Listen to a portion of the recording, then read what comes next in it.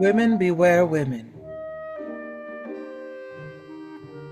A Tragedy by Thomas Middleton.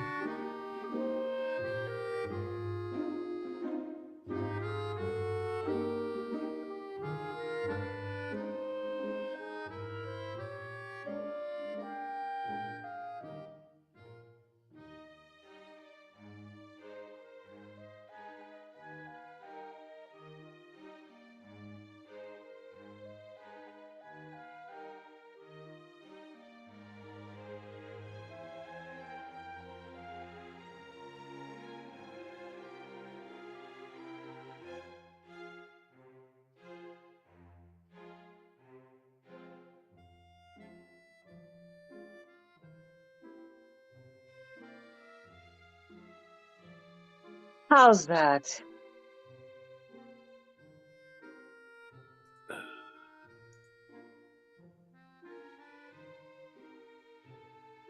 How's that?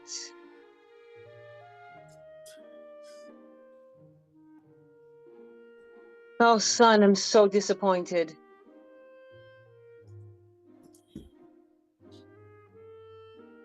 How's that?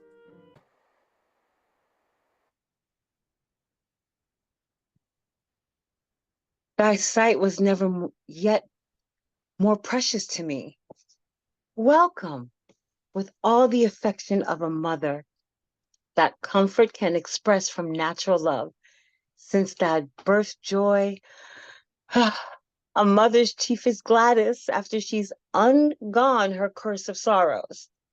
Thou was not more dear to me than this hour. Present thee to my heart. Welcome again. Alas, poor affectionate soul, how her joys speak to me. I have observed it often, and I know it is the fortune commonly of knavish children to have the lovingest mothers. What's this gentlewoman? Oh, you have named the most unvalued purchase that youth of man had ever knowledge of. As often as I look upon that treasure, know it to be mine, there lies the blessing. Joys me that I ever was ordained to have a being and to live amongst men, which is a fearful living and a poor one. Let a man truly think on it. To have the toil and griefs of 80 years put up in a white sheet, tied with 2 knots. Methinks it should strike earthquakes and adulterers, but even the very sheets they commit sin in may prove, for aught they know, all their last garments. Oh, what a mark were there for women then! But beauty, able to content a conqueror, whom earth could scarce content, keeps me in compass. I find no wish in me bent sinfully to this man's sister or that man's wife. To love's name, let them keep their honesties and cleave to their own husbands. 'Tis their duties. Now, when I go to church, I can pray handsomely, nor come like gallants only to see faces as if lust were market still on Sundays. I must confess I am guilty of one sin, mother, more than I brought into the world with me, but that I glory in. 'Tis theft, but noble as ever greatness yet shot up withal. How's that? Never to be repented, mother, though sin be death. I had died if I had not sinned, and here is my masterpiece. Do you now behold her? Look on her well. She's mine. Look on her better. Now say if not be the best piece of theft that was ever committed, and I have my pardon for it. 'Tis sealed from heaven by marriage. Married to her? Must keep counsel, mother. I am undone else. If it be known I have lost her, do but think now what that loss is. Life's but a trifle to it. From Venice her consent, and I have brought her but from parents great in wealth, more now in rage. Let storms spend their furies. Now we have got a shelter over our quiet, innocent loves. We are contented. Little money she's brought me. You but her face, you may see all her dowry, save that which lies locked up in hidden virtues, like jewels kept in cabinets. You're to blame. If your obedience will give way to cheek to wrong such a perfection, How? such a creature, to draw her from her fortune, which, no doubt, at the full time might have proved rich and noble. You not know what you have done. My life can give you but little helps, and my death lessens hopes. I'm here, art thou, your own means, but has made shift to keep you single, and that heartedly too. What ableness have you to her right then? In maintenance, lifting her from fitting her birth and virtues, which every woman of necessity looks for, and must to go above it, not confined it, by their conditions, virtues, bloods, or births, but flowing to affections, wills, and humors. Speak low, sweet mother. You are able to spoil as many as come within the hearing. If it be not your fortune to mar all, I have much marvel. I pray, do not you teach her to rebel, when she's in a good way to obedience, to rise with other women in commotion against their husbands for 6 gowns a year, and so maintain their cause when they're once up, and all things else that require cost enough. They are all of them a kind of spirit soon raised, but not so soon laid, mother. As, for example, a woman's belly is got up in a trice, a simple charge ere it be laid down again.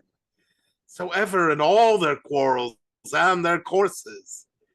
And I'm a proud man, I hear nothing of him. They're very still, I thank my happiness, and sound asleep. Pray not your tongue wake him. If you can but rest quiet, she's contented with all conditions that my fortunes bring her to keep close as a wife that loves her husband, to go after the rate of my ability, not the licentious swing of her own will, like some of her old schoolfellows. She intends to take out other works in a new sampler, and frame the fashion of an honest love, which knows no wants, but mocking poverty brings forth more children, to make rich men wonder at divine providence that feeds mouths of infants and sends them none to feed, but stuffs their rooms with fruitful bags, their beds with barren wombs. Good mother, make not you things worse than they are, out of your too much openness. Pray take heed on it, nor imitate the envy of old people, that strive to mar good sport because they are perfect. I would have you more pitiful to youth, especially to your own flesh and blood. I'll prove an excellent husband. Here's my hand.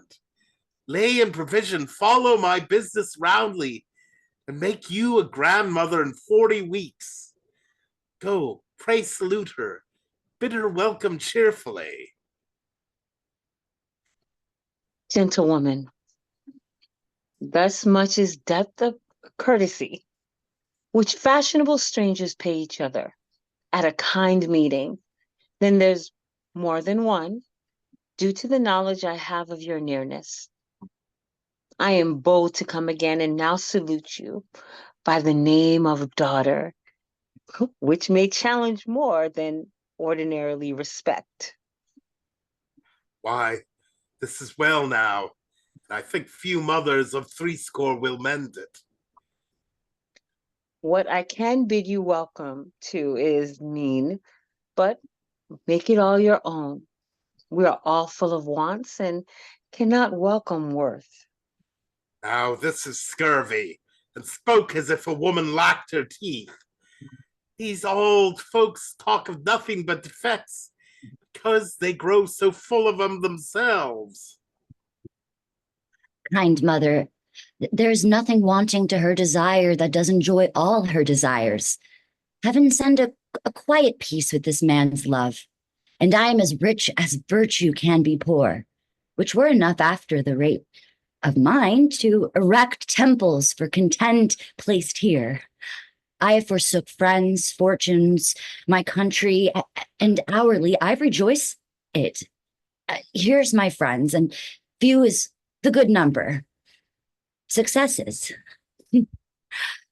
However they look, I will still name my fortunes. Hopeful or spiteful, they shall be all welcome.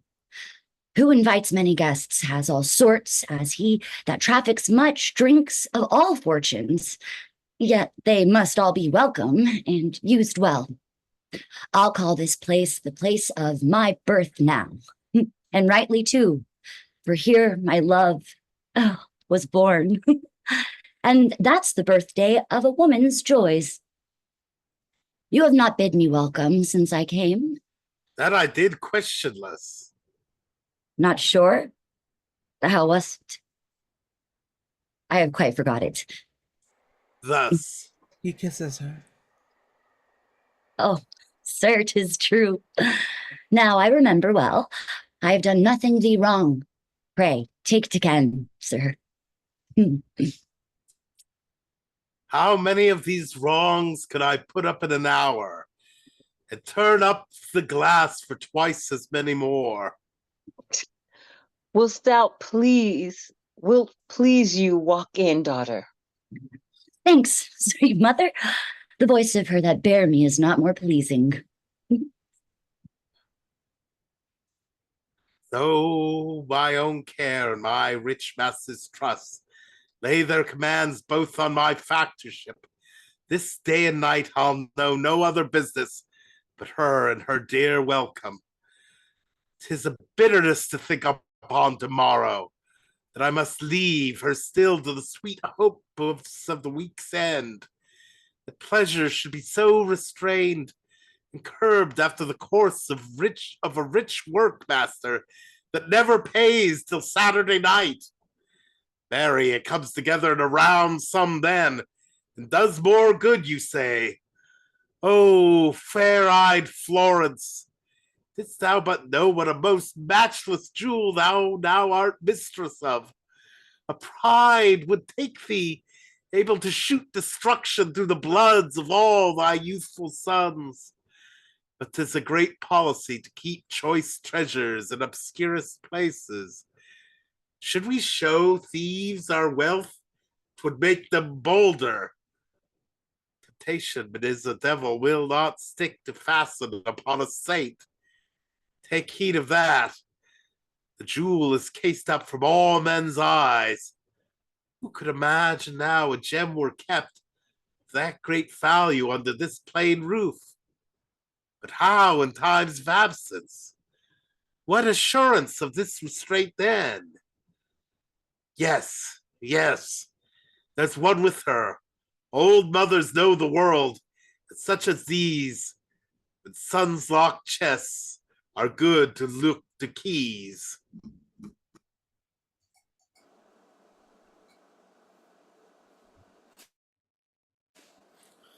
What has your daughter seen in him yet? Know you that? No matters. She shall love him. Nay, let's have fair play. He has been now my ward some 15 year, and 'tis my purpose as time calls upon me by custom seconded in such moral virtues to tender him a wife. Now, sir, this wife I'd fain elect out of a daughter of yours. You see my meaning's fair. If now this daughter is so tendered, let me come to your own face, sir. Should offer to refuse him, I were handselled. Thus, am I fain to calculate all my words for the meriting of a foolish old man? To take his understanding, What do you answer, sir? I say still, she shall love him. Yet again? And shall she have no reason for this love? Why? Do you think that women love with reason? I perceive fools are not at all hours foolish, no more than wise men wise. I had a wife. She ran mad for me. She had no reason for it, for aught I could perceive. What think you, lady sister? 'Twas a fit match, that being both out of their wits. A loving wife, it seemed. She strove to come as near you as she could. And if her daughter prove not mad for love too, she takes not after her, nor after me. If she prefer reason before my pleasure, oh, now you're an experienced widow, lady sister. I pray, let your opinion come amongst us. I must offend you then, if truth will do it, and take my niece's part, and call't injustice to force her love to one she never saw. Maids should both see and like, all little enough. If they love truly after that, 'tis well.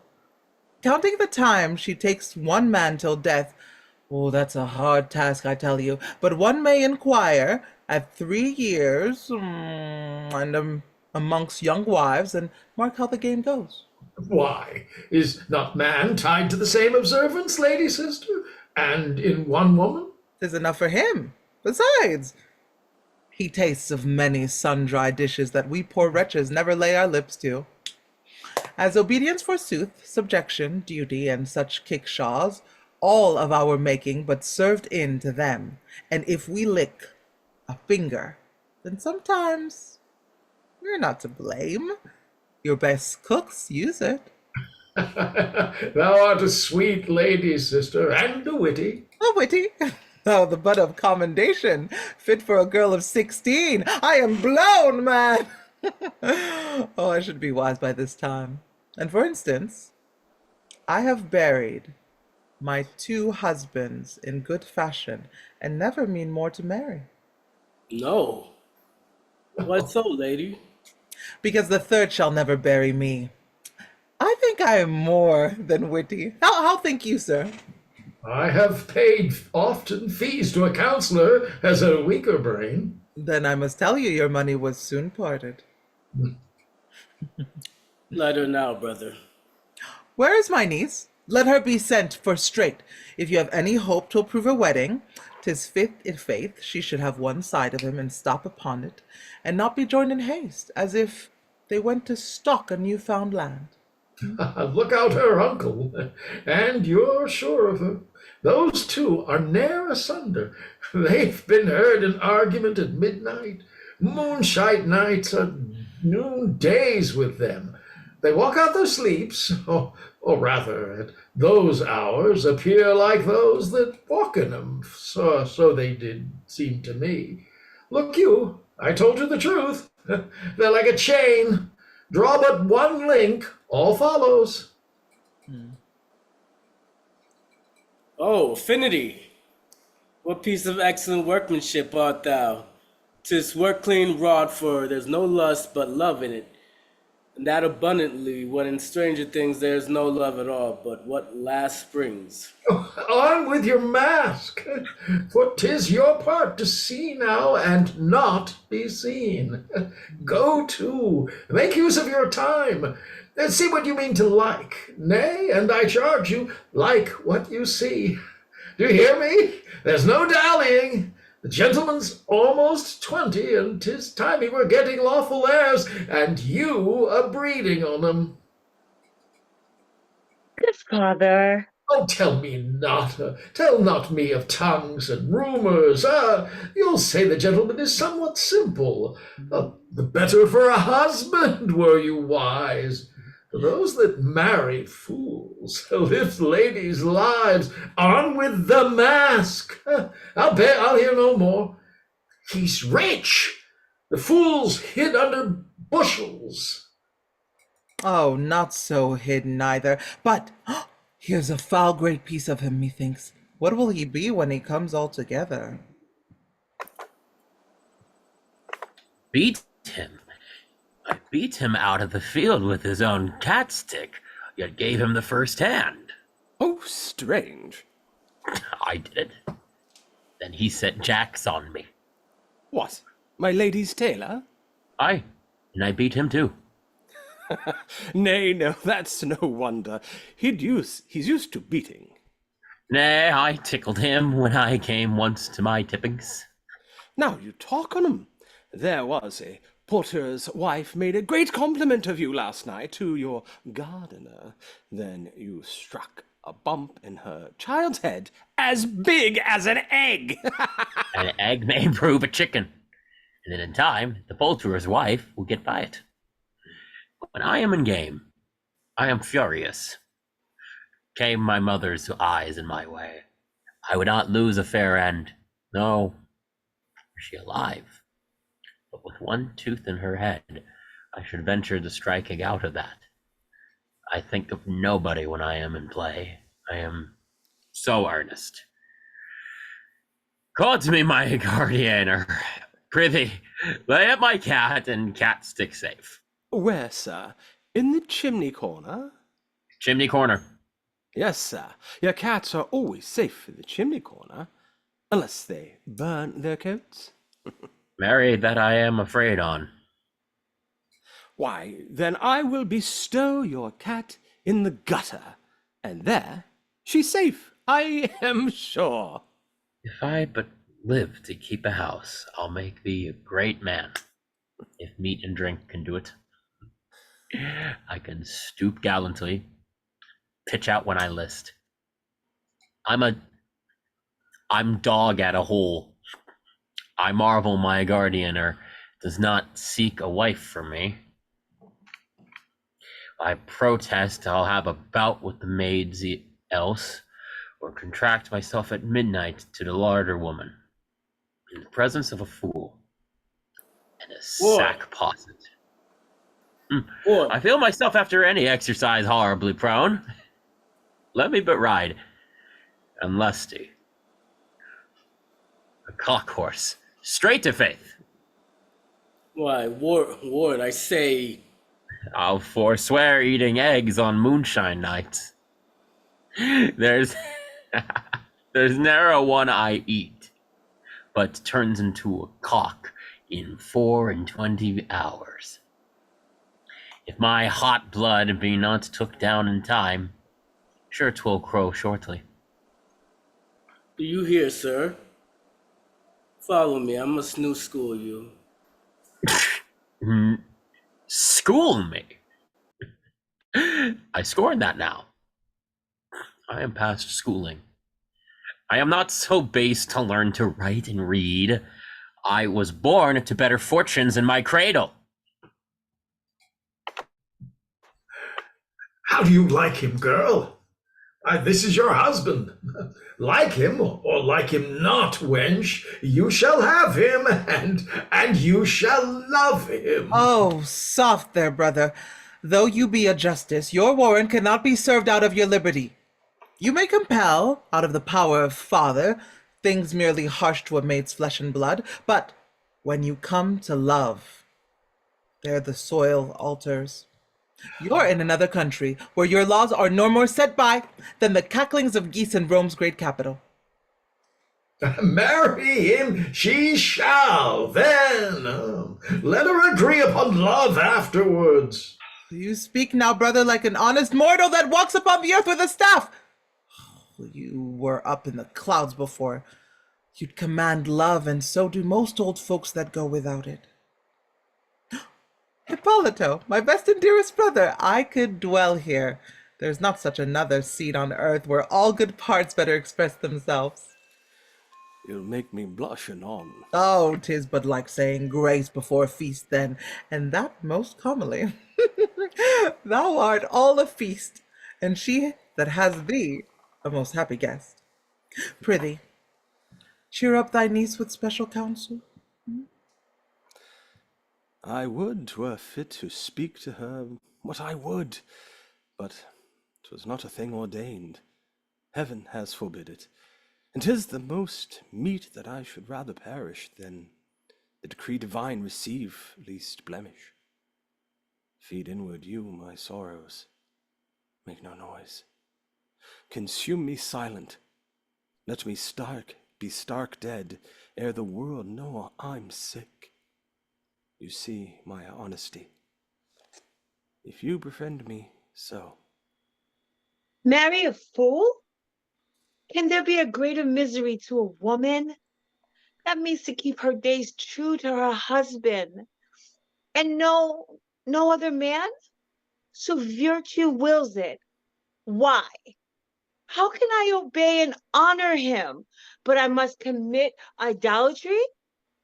A fool is but the image of a man, and that but ill made neither, or the heartbreakings of miserable maids where love enforced it. The best conditions is but bad enough.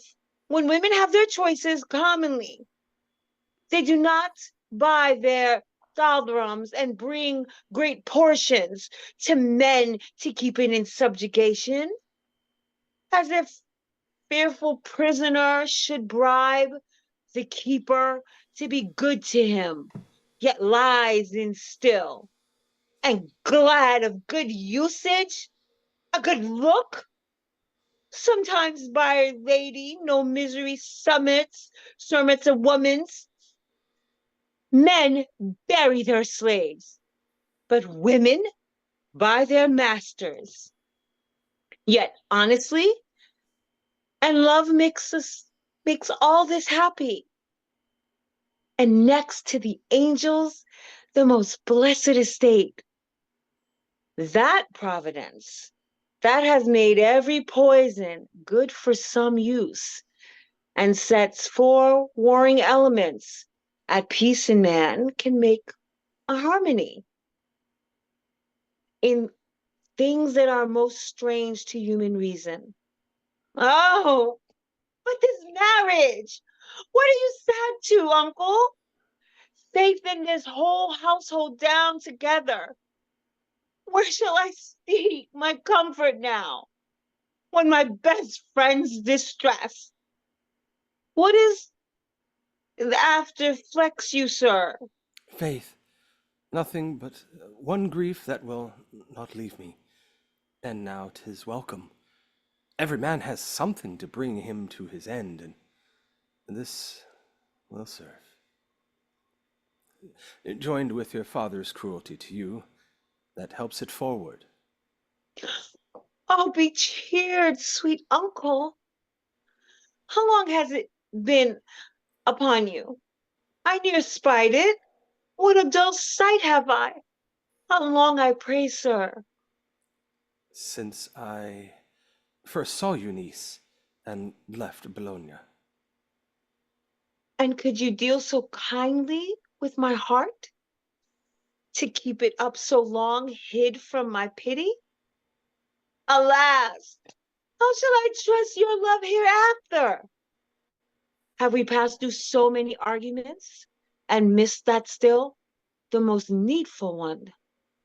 Waked out whole nights together in discourses, and the main point forgot. We're to blame both. This is obstinate, willful, forgetfulness, and faulty on both parts. Let's lose no time now. Being good uncle, you feel that. What is it? You, of all creatures, niece, must never hear on't. 'Tis not a thing ordained for you to know. Not I, sir? All of my joy that words cut off. You made profession once you loved me best. 'Twas but profession. Yes, I do too truly, and fear I shall be chid for it. Know the worst then. I love thee dearlier than an uncle can. Why, so you ever said, and I believed it. So simple is the goodness of her thoughts. They understand not yet the unhallowed language of a near sinner. I must yet be forced, through blushes be my venture, to come nearer. As a man loves his wife, so I love thee. What's that? Methought I heard ill news come toward me, which commonly we understood too soon. Then over quick at hearing, I'll prevent it. Do my joys fair, the harder welcome it. It shall ne'er come so near mine ear again. Farewell all friendly solaces and discourses. I'll learn to live without you, for your dangers are greater than your comforts. What's become of truth in love, if such we cannot trust? One blood that shall be loved is mixed with lust. The worst can be but death. And let it come. He that lives joyless, every day's his doom.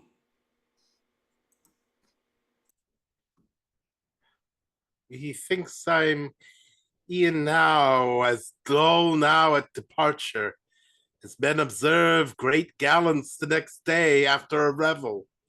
You shall see him look much of my fashion, if you mark him well. 'Tis he in a second hell depart from pleasure, when man has got a smack on it. As many holidays coming together make your poor heads idle as a great while after, and are said to stick fast in their fingers' ends. E'en so does game in a new married couple. For the time it spoils all thrift, and indeed lies abed to invent all the new ways for great expenses. See, she be not got on purpose now into the window to look after me. I have no power to go now, and I should be hanged. Farewell, all business. I desire no more than I see yonder. Let the goods at Quay look to themselves. Why should I toil my youth out? It is but begging 2 or 3 years sooner, and stay with her continually. Is it a match? Fie! What a religion have I leapt into? Get out again for shame. The man loves best when his cares most. That shows his zeal to love. Fondness is but the idiot to affection, that plays at hot cockles with rich merchants' wives. Good to make sport withal when the chest's full, and the long warehouse cracks. 'Tis time of day for us to be more wise. 'Tis early with us, and if they lose the morning of their affairs, they commonly lose the best part of the day. Those that are wealthy and have got enough, 'tis after sunset with them. They may rest, grow fat with ease, banquet, toy, and play. And such as I enter the heat of the day, and I'll do it cheerfully. I perceive, sir, you're not gone yet. I have good hope you'll stay now. Farewell, I must not. Come, pray return. Tomorrow, adding but a little care more, we'll dispatch all as well. Believe me, 'twill, sir. I could well wish myself where you would have me, but love that's wanton must be ruled a while by that that's careful, or all goes to ruin. As fitting is a government in love as in a kingdom, where 'tis all mere lust. 'Tis like an insurrection in the people that raised in self-will wars against all reason. But love that is respected for increase is like a good king that keeps all in peace. Once more, farewell. But this one night, I prithee. Alas, I'm in for 20 if I stay, and then for 40. I have such luck to flesh. I never bought a horse, but he bore double. If I stay any longer, I shall turn an everlasting spendthrift. As you love, to be maintained well, do not call me again. for then I shall not care which end goes forward. Again, farewell to thee. Since it must, farewell too. Faith, daughter, you're to blame. You took the course to make him an ill husband, thou you do. And that disease is catching. Cold.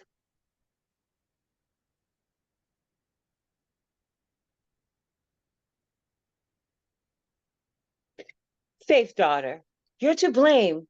You took the course to make him an ill husband, thou you do. And that disease is catching. I can tell you, and soon take it by a young man's blood, and that with little urging, nay, fee, see now. What cause you have to weep? Would I have no more, thou that have lived 60 years? There were a cause, and they're well thought on. Trust me, you're to blame. His absence cannot last 5 days at most. Why should those tears be fetched forth? Cannot love be as well expressed in good look? But it must see her face still in a fountain. It shows like a country's maid's dressing her head by a dish of water. Come, 'tis old custom to weep for love. Now they come! Now they come! The Duke! The States! How near, boy? How near, boy? In the next street, sir, hard at hand.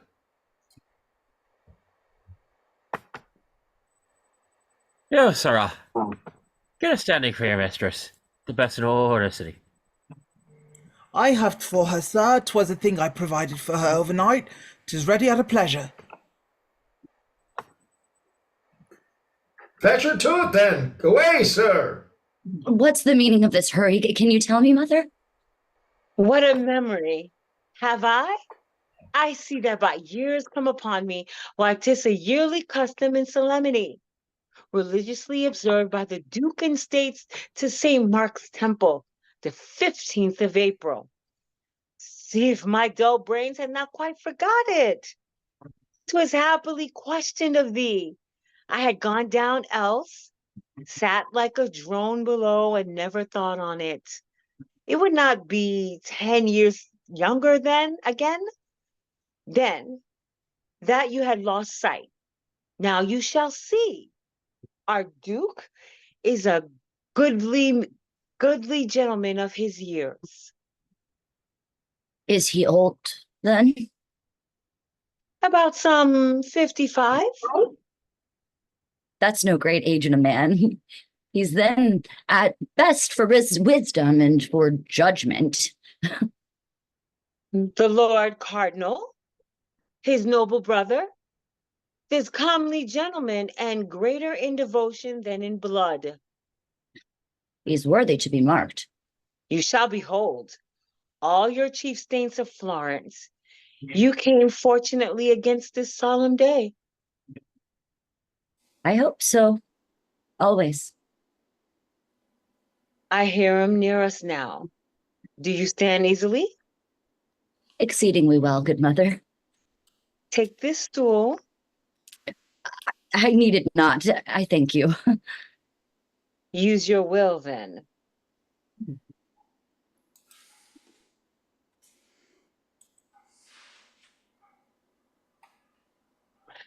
How like you it, daughter? Is a noble state. Methinks my soul could dwell upon the reverence of such solemn and most worthy custom. Did not the Duke look up? Methought he saw us. That's everyone's conceit that sees a duke. If he looks steadfastly, he looks straight at them. When he perhaps, good careful gentleman, never minds any, but the look he casts is at his own intention and his object, only the public good. Most likely so. Come, come. We'll end this argument below.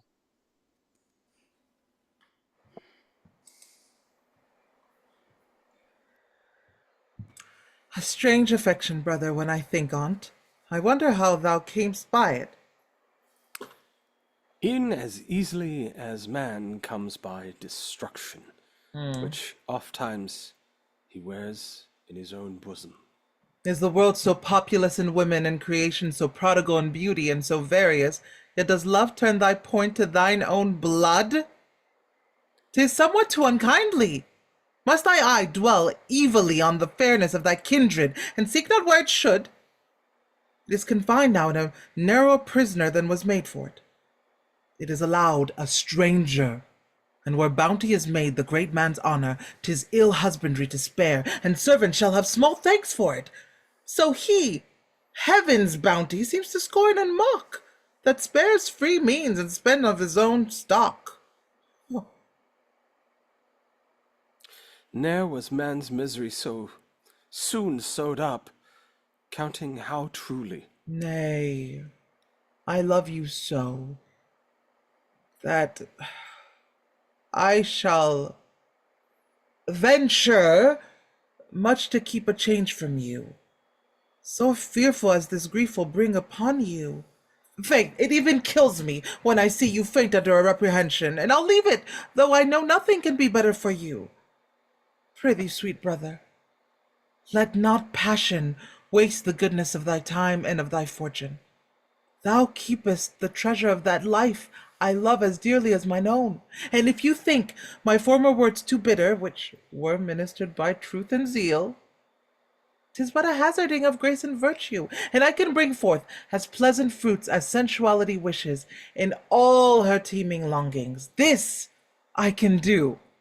Oh, nothing that can make my wishes perfect. I would that love of yours were pawned to it, brother, and as soon lost that way as I could win. Sir, I could give as shrewd a lift to chastity as any she that wears a tongue in Florence. She'd need be a good horsewoman and sit fast, whom my strong argument could not fling at last. Prithee, take courage, man! Though I should counsel another to despair, yet I am pitiful to thy afflictions, and will venture hard. I will not name for what, it is not handsome. Find you the proof and praise me. Then I fear me, I shall not praise you in haste. This is the comfort. You are not the first brother has attempted things more forbidden than this seems to be. I'll minister all cordials now to you, because I will cheer you up, sir. I am past hope. Love, thou shalt see me do a strange cure then, as e'er was wrought on a disease so mortal and near akin to shame. When shall you see her? Never in comfort more. Oh, you're so impatient too. Will you believe? Death!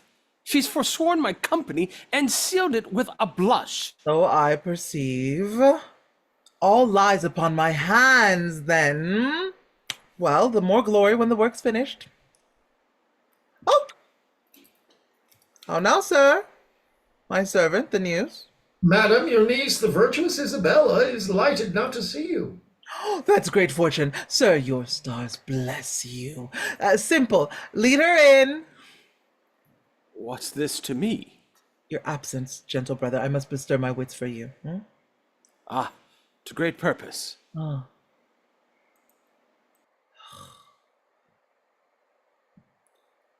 Beshrew you, would I loved you not so well. Oh, I'll go to bed and leave this deed undone.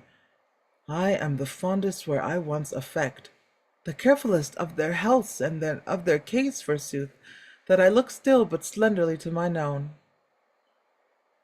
I take a course to pity him so much now, that I have none left for modesty in myself. This 'tis to grow so liberal, you few sisters that love their brother's ease above their own honesties. But if you question my affections, that will be found my fault. Niece, your love's welcome. Alas, what draws that paleness to thy cheeks, this enforced marriage towards? It helps, good aunt. Amongst some other griefs, but those I'll keep, locked up in modest silence. For their sorrows, which shame the tongue more than they grieve the thought. Indeed, the ward is simple. Simple, they were well. What one might make good shift with such husband, but he's a fool entitled. He halts downright in it. And knowing this, I hope 'tis at your choice to take or refuse, niece. You see, it is not. I loathe him more than beauty can hate death, or age her spiteful neighbor. Let appear then. How can I, being born with that obedience that must submit under her father's will? If he commands, I must of force consent. Alas, poor soul, be not offended, prithee, if I set by the name of niece a while, and bring in pity in a stranger fashion. It lies here, in this breast, would cross this match. How? Cross it, aunt! Ay, and give thee more liberty than thou hast reason yet to apprehend. Sweet aunt, in goodness, keep not hid from me what might befriend my life. Yes, I must, when I return to reputation and think upon the solemn vow I made to your dead mother, my most loving sister. As long as I've her memory twixt mine eyelids, look for no pity now. Kind, sweet, dear aunt. No! 'Twas a secret I have took special care of, delivered by your mother on her deathbed. That's 9 years now, and I'll not part from it yet. Though there was a fitter time, nor greater cause for it. As you desire the praises of a virgin. Good sorrow, I would do thee any kindness, not wronging secrecy or reputation. Neither of which, as I have hope of fruitfulness, shall I receive wrong from me? Nay, 'twould be your own wrong as much as any's, should it come to that once. And I need no better means to work persuasion then. Let it suffice. Oh, you may refuse this fool, or you may take him, as you see occasion for your advantage. The best wits will do it. You've liberty enough in your own will. You cannot be enforced. There grows the flower. If you could pick it out, make whole life sweet to you, that which you call your father's commands nothing, then your obedience must needs be as little. If you can make shift here to taste your happiness, or pick out aught that likes you, much good do you. You see your cheer, I'll make you no said dinner. And trust me, I may starve for all the good I can find yet in this. Sweet aunt, feel plainer? Say, I should trust you now upon an oath and give you in a secret that would start you. How am I sure of you in faith and silence? Equal assurance may I find in mercy, as you for that in me? It shall suffice. Then, no. However, custom has made good for reputation's sake the names of niece and aunt twixt you and me. We're nothing less. How's that? I told you I should start your blood. You are no more allied to any of us, save what the courtesy of opinion casts upon your mother's memory and your name, than the nearest stranger is, or one begot at Naples, when the husband lies at Rome. There's so much odds betwixt us. Since your knowledge wished more instruction, and I have your oath and pledge for silence, it makes me talk the freelier. Did never the report of that famed Spaniard, Marquis of Coria, since your time was ripe for understanding, fill your ear with wonder? Yes. What of him? I have heard his deeds of honor. often related when we lived in Naples. You heard the praises of your father then. My father? That was he? But all the business so carefully and so discreetly carried that fame received so spot by it. Not a blemish. Your mother was so wary to her end. None knew it but her conscience and her friend, till penitent confession made in mine, and now my pity, yours. It had been long else, and I hope care and love alike in you, made good by oath, will see it take no wrong now. How weak his commands now, whom you call father, how vain all his enforcements, your obedience, and what a largeness in your will and liberty to take or to reject or to do both! For fools will serve to father wise men's children. All this you've time to think on. Oh, my wench! Nothing o'erthrows our sex but indiscretion. We might do well else of a brittle people as any under the great canopy. I pray forget not but to call me aunt still. Take heed of that. It may be marked in time else, but keep your thoughts to yourself from all the world, kindred or dearest friend. Nay, I entreat you from him that all this while you have called uncle. And though you love him dearly, as I know his deserts claim as much e'en from a stranger, yet let not him know this. I prithee do not. As ever thou hast hope of second pity, if thou shouldst stand in need on it, do not do it. Believe my oath, I will not. Why, well said. Who shows more craft unto a maidenhead? I'll resign my part to her.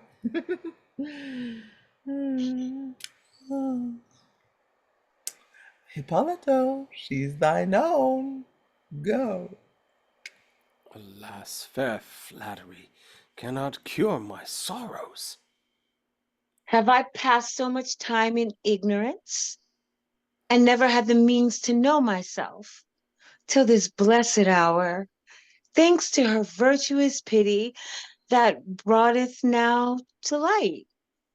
Would I had not known it, but one day sooner he had then received in favors. But, poor gentleman, he took in bitter words a slight and harsh reward for one of his deserts. There seems to me now more anger and distraction in her looks. I'm gone. I'll not endure a second storm. The memory of the first is not past yet. Are you returned? Your comforts of my life? In this man's presence, I will keep you fast now, and sooner part eternally from the world. Then my good joys in you, prithee forgive me. I did but chide and jest. The best loves use it. Sometimes it sets an edge upon affection when we invite our best friends to a feast. 'Tis not all sweetness that we set before them. There's somewhat sharp and salt, both to whet appetite and bake 'em taste their wine well. So methinks, after a friendly, sharp, and savoring chiding, a kiss tastes wondrous well and full of the grape. How thinkest thus, does it not? 'Tis so excellent. I know not how to praise it, what to say to it. This marriage shall go forward. With the ward? Are you in earnest? 'Twould be ill for us else. For us? How means she that? Thus I begin. To be so well, methinks, within this hour, for all this match able to kill one's heart, nothing can pull me down now. Should my father provide a worse fool now, which I should think were a hard thing to compass, I'd have him either. The worse the better. None can amiss now. If he wit enough, so discretion love me. Desert and judgment and I have content sufficient. She that comes once to be a housekeeper must now look every day to fare well, sir, like a young waiting gentlewoman in service. For she feeds commonly as her lady does, but when she comes to keep house for herself, she's glad of some choice cakes that once a week. So, or twice at most, and glad as she can get them. So must affection learn to fare with thankfulness. Pray, make your love no stranger, sir. That's all. Though one be yourself and you know it not. And I have sworn you must not. This is beyond me. Never came joy so unexpectedly to meet desires in man. How came she thus? What has she done to her? Can any tell? 'Tis beyond sorcery, this. Drugs or love powders, some art that has no name, sure. Strange to me, of all the wonders I e'er met withal throughout my 10 years of travels. But I am thankful for it. This marriage now must of necessity forward. It is the only veil wit can devise to keep our actions hid from sin-piercing eyes.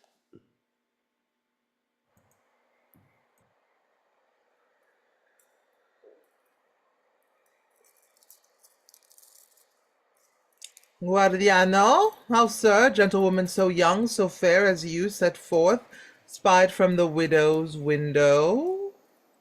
She, Our Sunday dinner woman. and Thursday's supper woman, the same still. I know not how she came by her, but I'll swear she's the prime gallant for face in Florence, and no doubt other parts followed their leader. The Duke himself first spied her at the window, then in a rapture as if admiration were poor when it were single, beckoned me and pointed to the wonder warily as one that feared she would draw in her splendor too soon if too much gazed at. I never knew him so infinitely taken with a woman, nor can I blame his appetite or tax his raptures of slight folly. She's a creature able to draw state from serious business and make it to their best piece to do her service. What course shall we devise? I spoke twice now. Twice. 'Tis beyond your apprehension, how strangely that one look has catched his heart.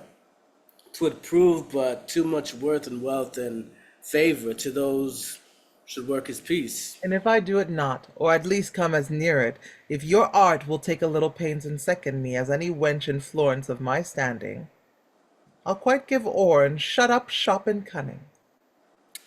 'Tis for the Duke, and if I fail your purpose, all means to come by riches or advancement. Miss me and skip me over. Let the old woman then be sent for with all speed, then I'll begin. A good conclusion, following a sweet one. After this tale, beginning with old where within there.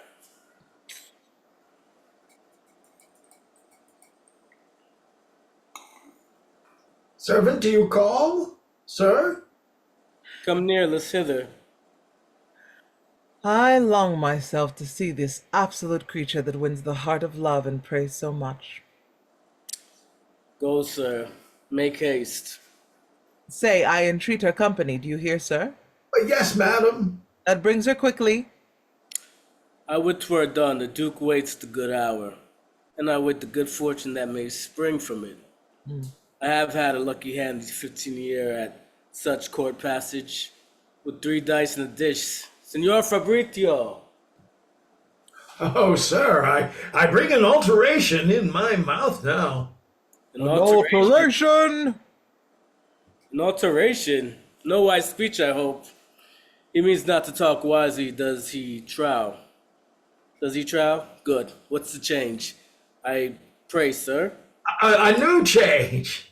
Another yet. Faith there's enough already. My daughter loves him now.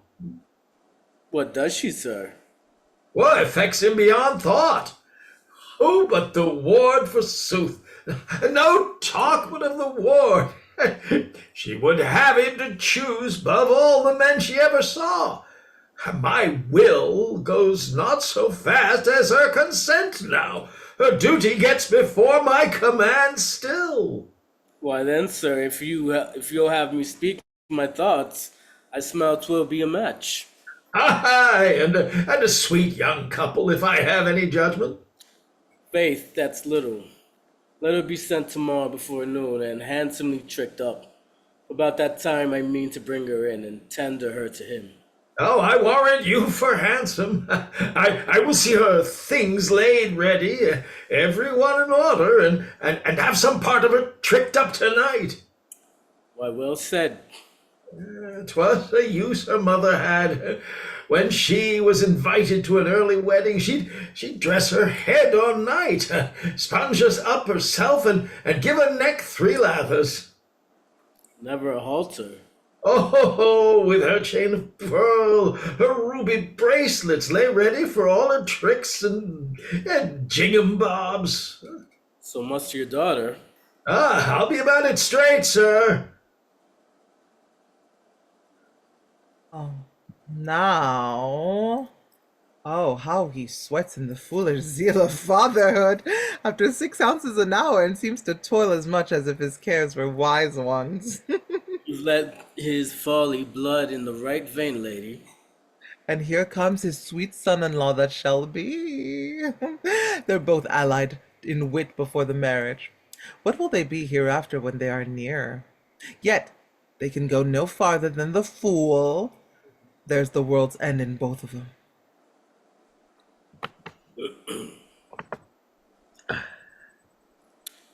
Now, young heir. What's the next business after Shuttlecock now? Tomorrow you shall see the gentlewoman. Must be your wife. There's even another thing too. Must be kept up with a pair of battledores. My wife! What can she do? Nay, that's a question you should ask yourself, Ward, when you're alone together. That's as I list. A wife's to be asked anywhere, I hope. I'll ask her in a congregation, if I have a mind to it, and so save a license. My gardenier has no more wit than an herb woman, and that sells away all her sweet herbs and nosegays, and keeps a stinking breath for her own pottage. Let me be at the choosing of your beloved, if you desire a woman of good parts. Thou shalt, sweet SORDIDO. I have plague a guess. Let me alone to see what she is, if I but look upon her way. I know all the faults to a hair that you may refuse her for. Dost thou? I prithee, let me hear 'em, SORDIDO. Well, mark 'em then. I'll have 'em all in rhyme. The wife your gardenier ought to tender should be pretty straight and slender. Her hair not short, her foot not long, her hair not huge, nor too loud her tongue. No pearl in her eye, nor ruby in her nose, no burn or cut but what the catalogue shows.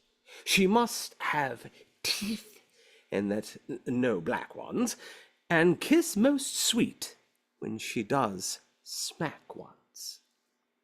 Her skin shall be both white and plump, her body straight, not hopper rumps, or wriggle sideways like a crab. She must be neither slut nor drab, nor go to splay foot with her shoes, to make her smock lick up the dews, And 2 things more, which I shall forget to tell ye. She neither must have bump in back nor belly.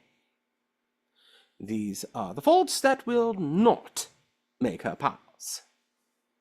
And if I spy not these, I am a rank ass.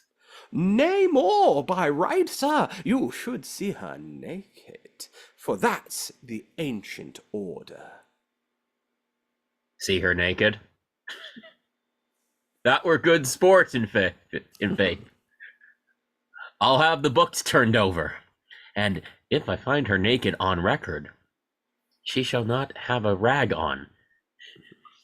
But stay. How if she should desire to see me so too? If I were in a sweet case, then such a foul skin. But you've a clean shirt, and that makes amends, sir. I will not see her naked for that trick, though. Then take her with all her faults with her clothes on, and they may hide a number with a bumbrel. Faith, choosing of a wench in a huge farthingale is like the buying of ware under a great penthouse. What with the deceit of one and the false light of the other marks my speeches. He may have a diseased wench in's bed and rotten stuff in breeches.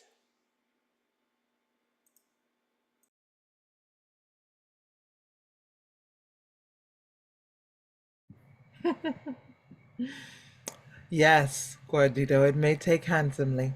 I see small hindrance. How now? So soon returned?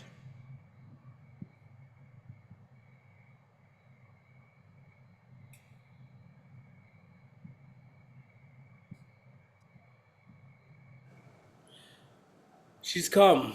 That's well. Widow, come, I have a great quarrel to you. Faith, I must chide you that you must be sent for. You make yourself so strange, never come at us, and yet so near a neighbor, and so unkind. Troth, you're to blame. You cannot be more welcome to any house in Florence, that I'll tell you. My thanks must needs acknowledge so much, madam. How can you be so strange, then? I sit here, sometimes whole days together without company, when business draws this gentleman from home, and should be happy in society, which I so well affect as that of yours. I know you're alone too.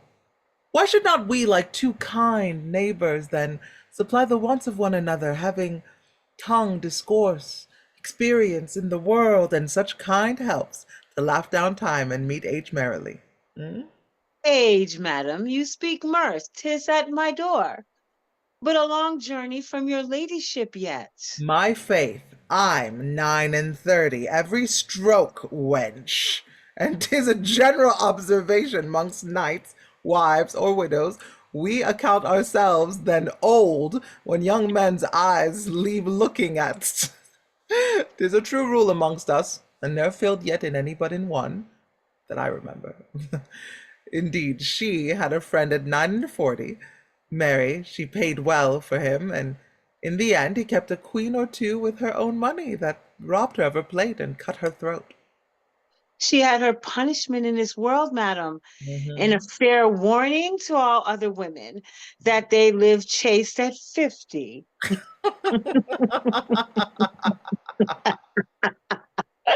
Oh, aye, or never, wench. Come now, I have thy company. I'll not part with it till after supper. Yes, I must crave pardon, madam. I swear you shall stay supper. We have no strangers, woman.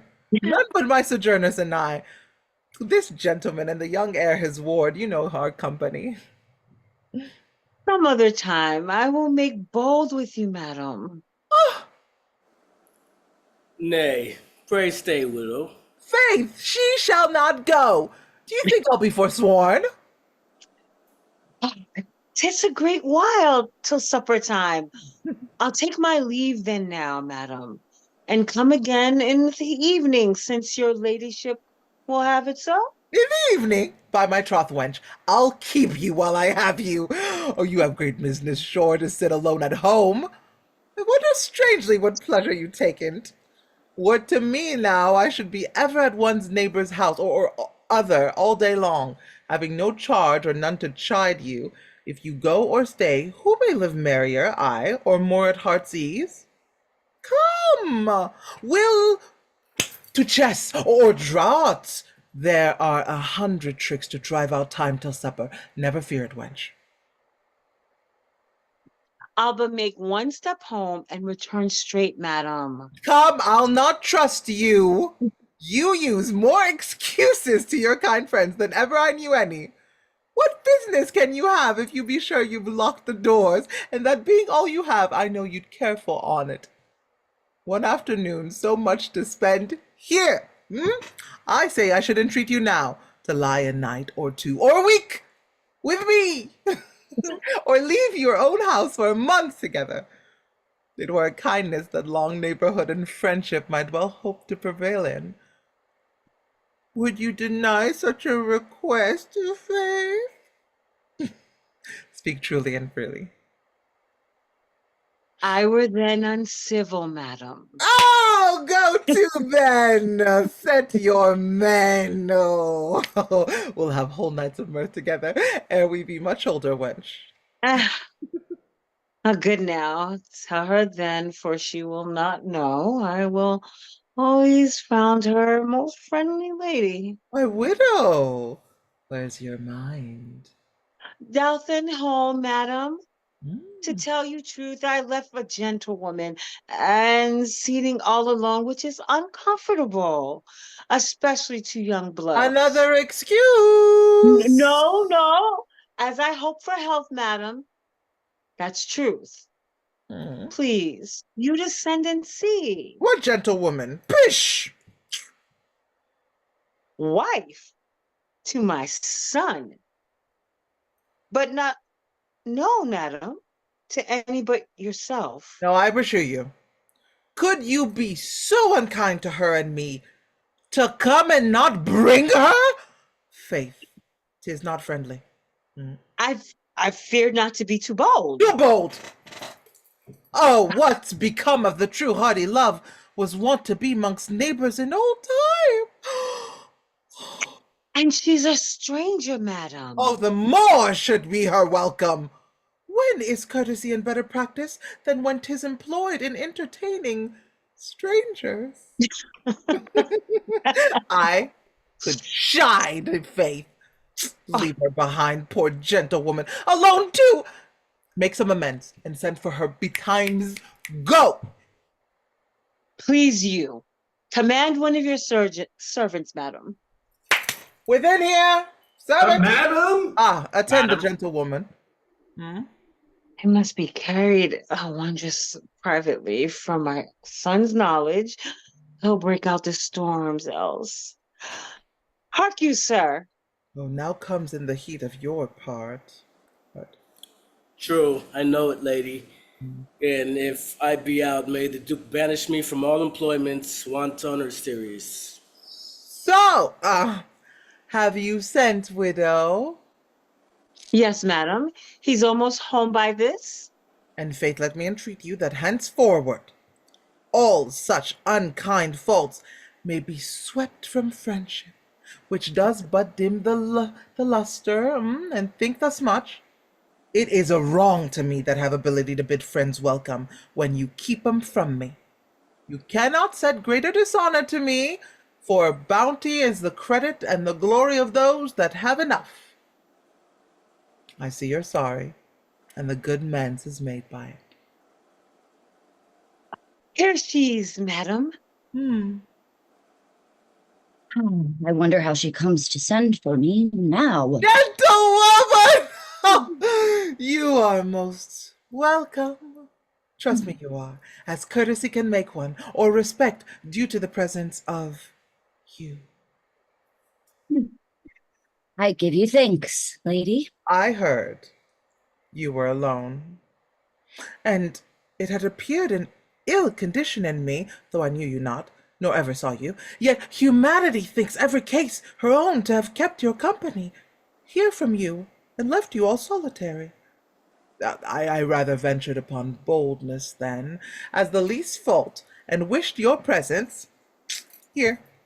A thing most happily motioned of that gentleman whom I request you for his care and pity to honor and reward with your acquaintance. A gentleman that ladies' rights stands for. That's his profession.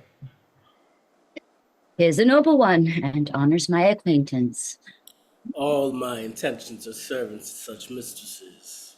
'Tis your modesty, it seems, that makes your desert speak so slow, sir. Ah, come, widow. Look you, lady, here's our business. The chessboard. Are we not well employed, think you? An old quarrel between us that will never be at an end. No? And methinks there's men enough to part you. Lady? How? But they set us on. Let us come off as well as we can, poor souls. Men care no farther. I pray, sit down forsooth, if you have the patience to look upon two weak and tedious gamesters. Faith, madam, set these by till evening. You have enough on it, then. The gentlewoman, being a stranger, would take more delight to see your rooms and pictures. Very good, sir, and well remembered. I beseech you, show him her, that will beguile time well. Pray heartily do, sir. I'll do as much for you. Here. Oh, take these keys. Shew her the monument too, and that's a thing everyone sees not. You can witness that, widow. And that's worth a sight indeed, madam. Kind lady, I fear I came to be a trouble to you. Oh, nothing less forsooth.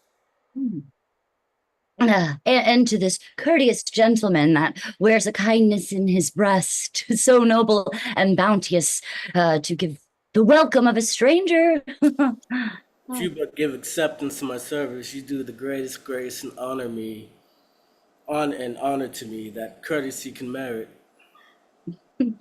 I were to blame else and out of fashion much. I pray you, lead, sir. Oh, after a game or two, we're for you, gentle folks. We wish no better seconds in society than your discourses, madam, and your partners there. I thank your praises. I listened to you, sir. Though when you spoke, there came a partly roke, fulling my way and choked up all my game. Alas, poor widow, I shall be too hard for thee. You're cunning at the game. I'll be sworn, madam. It will be found so ere I give you over. She that can place her man well, As you do, madam. as I shall, wench, can never lose her game. Nay, nay, the Black King's mine. Cry your mercy, madam. And this, my queen. I see thou now. Oh, here's a duke. We'll strike a sure stroke for the game anon. Your pawn cannot come back to relieve itself. I know that, madam. You play well the whiles. Oh, she belies her skill. I hold 2 ducats. I give you check and mate to your white king. Simplicity itself. Your saintish king, there. Well, ere now, lady, I have seen the fall of subtlety. Just on. Aye, but simplicities receives 2 for 1. What remedy but patience?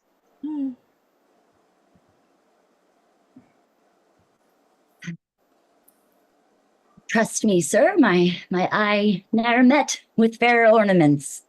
Nay, livelier, I'm persuaded neither Florence nor Venice can produce.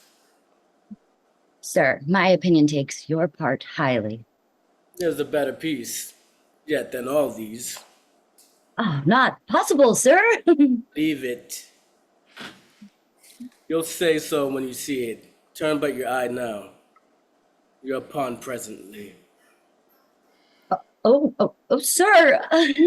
He's gone, beauty. Ish, look not after him, he's but a vapor, that when the sun appears is seen no more. Treachery to honor. Lady, tremble not. I feel thy breast shake like a turtle panting under a loving hand that makes much on't. Why art so fearful? As I'm friend to brightness, there's nothing but respect and honor near thee. You know me. You have seen me. Here's a heart can witness I have seen thee. There's more my danger. Oh, the more's thy happiness. Pish! Strive not, sweet. This strength were excellent employed in love now, but here 'tis spent amiss. Strive not to seek thy liberty, and keep me still in prison. If faith, you shall not out till I'm released now. We'll be both freed together, or stay till bite. Is captivity pleasant? My lord. I am not here in vain. Have but the leisure to think on that, and thou'lt be soon resolved. The lifting of thy voice is but like one that does exalt his enemy, who, proving high, lays all the plots to confound him that raised him.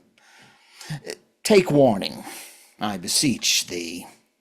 Thou seemst to me a creature so composed of gentleness and delicate meekness, such as bless the faces of figures that are drawn for goddesses, and makes art proud to look upon her work. I should be sorry the least force should lay an unkind touch upon thee. Oh, my extremity! Oh, my lord, what seek you? Love. She's gone already. I have a husband. That's a single comfort. Take a friend to him. That's a double mischief. Or else there's no religion. Oh, do not tremble at fears of thine own making. Nor, great lord, make me not bold with death and deeds of ruin, because they fear not you. Me they must fright. Then am I, best in health. Should thunder speak and none regard it, it had lost the name and work as good, but just be still. I'm not like those that take their soundest sleeps and greatest tempests. Then wake I most, the weather fearfulest, and call for strength to virtue. Sure, I think. Thou know'st the way to please me. I affect a passionate pleading, above an easy yielding, but never pitied any. They deserve none that will not pity me. I can command. Think upon that. Yet if thou truly knew'st the infinite pleasure my affection takes in gentle, fair entreatings, when love's businesses are carried courteously twixt heart and heart, you'd make more haste to please me. Why should you seek, sir, to take away that you cannot give? But I give better in exchange. Wealth, honor, she that is fortune in a duke's favor, lights on a tree that bears all women's wishes. If your own mother saw you pluck fruit there, she would commend your wit and praise the time of your nativity. Take hold of glory. Do not I know you've cast away your life upon necessities, means merely doubtful to keep you in indifferent health and fashion? a thing I heard too lately and soon pitied. And can you be so much your beauty's enemy to kiss away a month or two in wedlock, and keep whole years in wants for ever after? Come, play the wise wench, and provide forever. Let storms come when they list, they find thee sheltered. Should any doubt arise, let nothing trouble thee. Put trust in our love for the managing of all to thy heart's peace. We'll walk together and show a thankful joy for both our fortunes.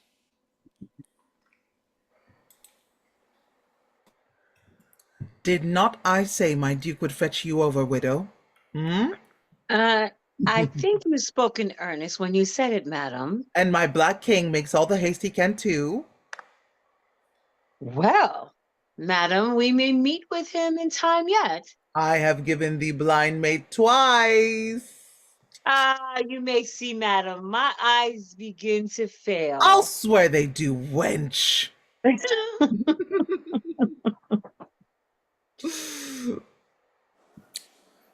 I can but smile as often as I think on it. How prettily the poor fool was beguiled. How unexpectedly its witty age. Never were finer snares for women's honesties than are devils in these days. No spider's webs made of a daintier thread than are now practiced to catch love's flesh fly by the silver wing. Yet to prepare her stomach by degrees to Cupid's feast, because I saw 'twas queasy, I showed her naked pictures, by the way, a bit to stay the appetite. Well, advancement, I venture hard to find thee, if thou comes with a greater title set upon thy crest. I'll take that first cross patiently and wait until some other comes greater than that. I'll endure all. The games, e'en at the best now. You may see, widow, how all things draw to an end. Even so do I, madam. I pray, take some of your neighbors along with you. They must be those that are almost twice your years then. If they choose befit matches for my time, madam. Has not my duke bestirred himself? Yes, faith, madam, has done me all the mischief in this game. Has shrewd himself in's kind? In kind, call you it? I may swear that. Yes, faith, and keep your oath. Hark, list. There's somebody coming down. 'Tis she. Now bless me from the blasting. I saw that now. Fearful for any woman's eye to look up on. Infectious mists and mildews hangs at its eyes. Oh, the weather of a doomsday dwells upon him.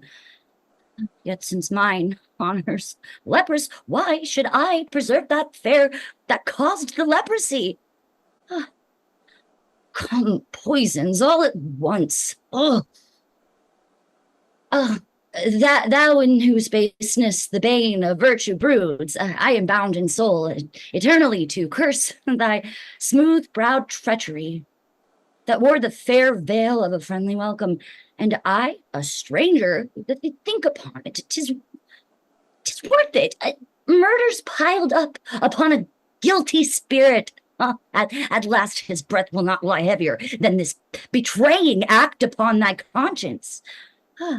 Beware of offering the first fruits to sin. His weight is deadly who commits strumpets after they have been abased and made for use.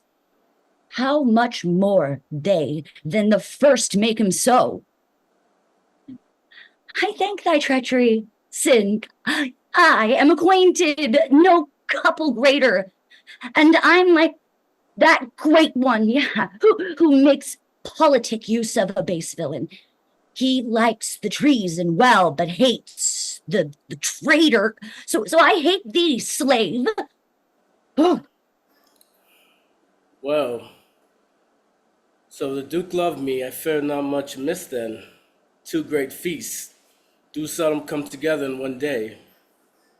We must not look for him. What at still, mother? You see, we sit by it as you so soon returned. So lively and so cheerful. A good sign, that. You have not seen all since shore. That I have, mother, the monument and all. I'm so beholding to this kind, honest, courteous gentleman, had me from place to place so fashionably. The kindness of some people, how it exceeds. Faith, I have seen that I little thought to see. Even I the morning, when I rose. Nay, so I told you. Before you saw it, it would prove worth your sight. I give you thanks for my daughter, sir, and all your kindness towards her. Oh, good widow, much good may do her. 40 weeks, hence I faith. Oh, now, servant. May it please you, madam, to walk in. Supper's upon the table. Yes, we come. Will't please you, gentlewoman? Thanks, virtuous lady. You're a damned bawd. I'll follow you forsooth. Pray, take my mother in, and an old ass go with you.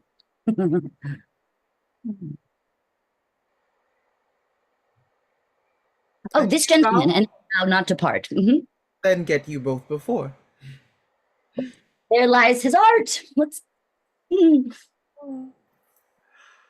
Widow, I'll follow you. Is so damned bod.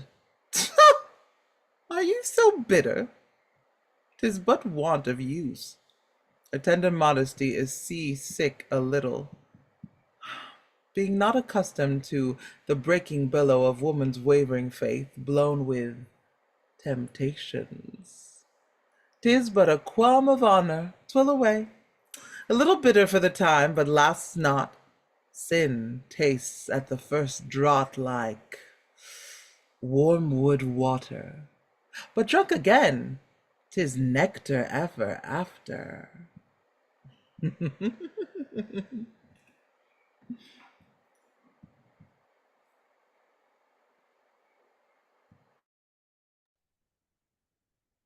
I would my son was either keep at home or I were in my grave. She was but one day abroad, but ever since she's grown so cutted. There's no speaking to her, or the sight of great cheer at my lady's. Has such mean fare at home, work discontent in her. I know not, but I am sure she's strangely altered. And I'll ne'er keep daughter-in-law in the house with me again if I had 100. When I read, I of any that agreed long together, but she and her mother fell out in the first quarter. Nay, sometime a grudging of a scolding the first week by our lady. So takes the new disease, methinks, in my house. I'm weary of my part. There's nothing like her. I know not how to please her. Here late and here she comes. This is the strangest house for all the defects as ever gentlewoman made shift withal to pass away her love in. Why is there no cushion cloth or drawn work or some fair cut work pinned up in my bedchamber? A silver and gilt casting bottle hung by it? Nay, since I am content to be so kind to you, I spare you for a silver basin, and you were which one of my fashion looks for of duty. She never offended under where she sleeps. She talks of things here my whole state's not worth. Never a green silk quilt is there in house, mother, to cast upon my bed anywhere? No, thy throat is there, Hmm. nor orange swiney neither. Here's a house for a young gentlewoman to be got with child in.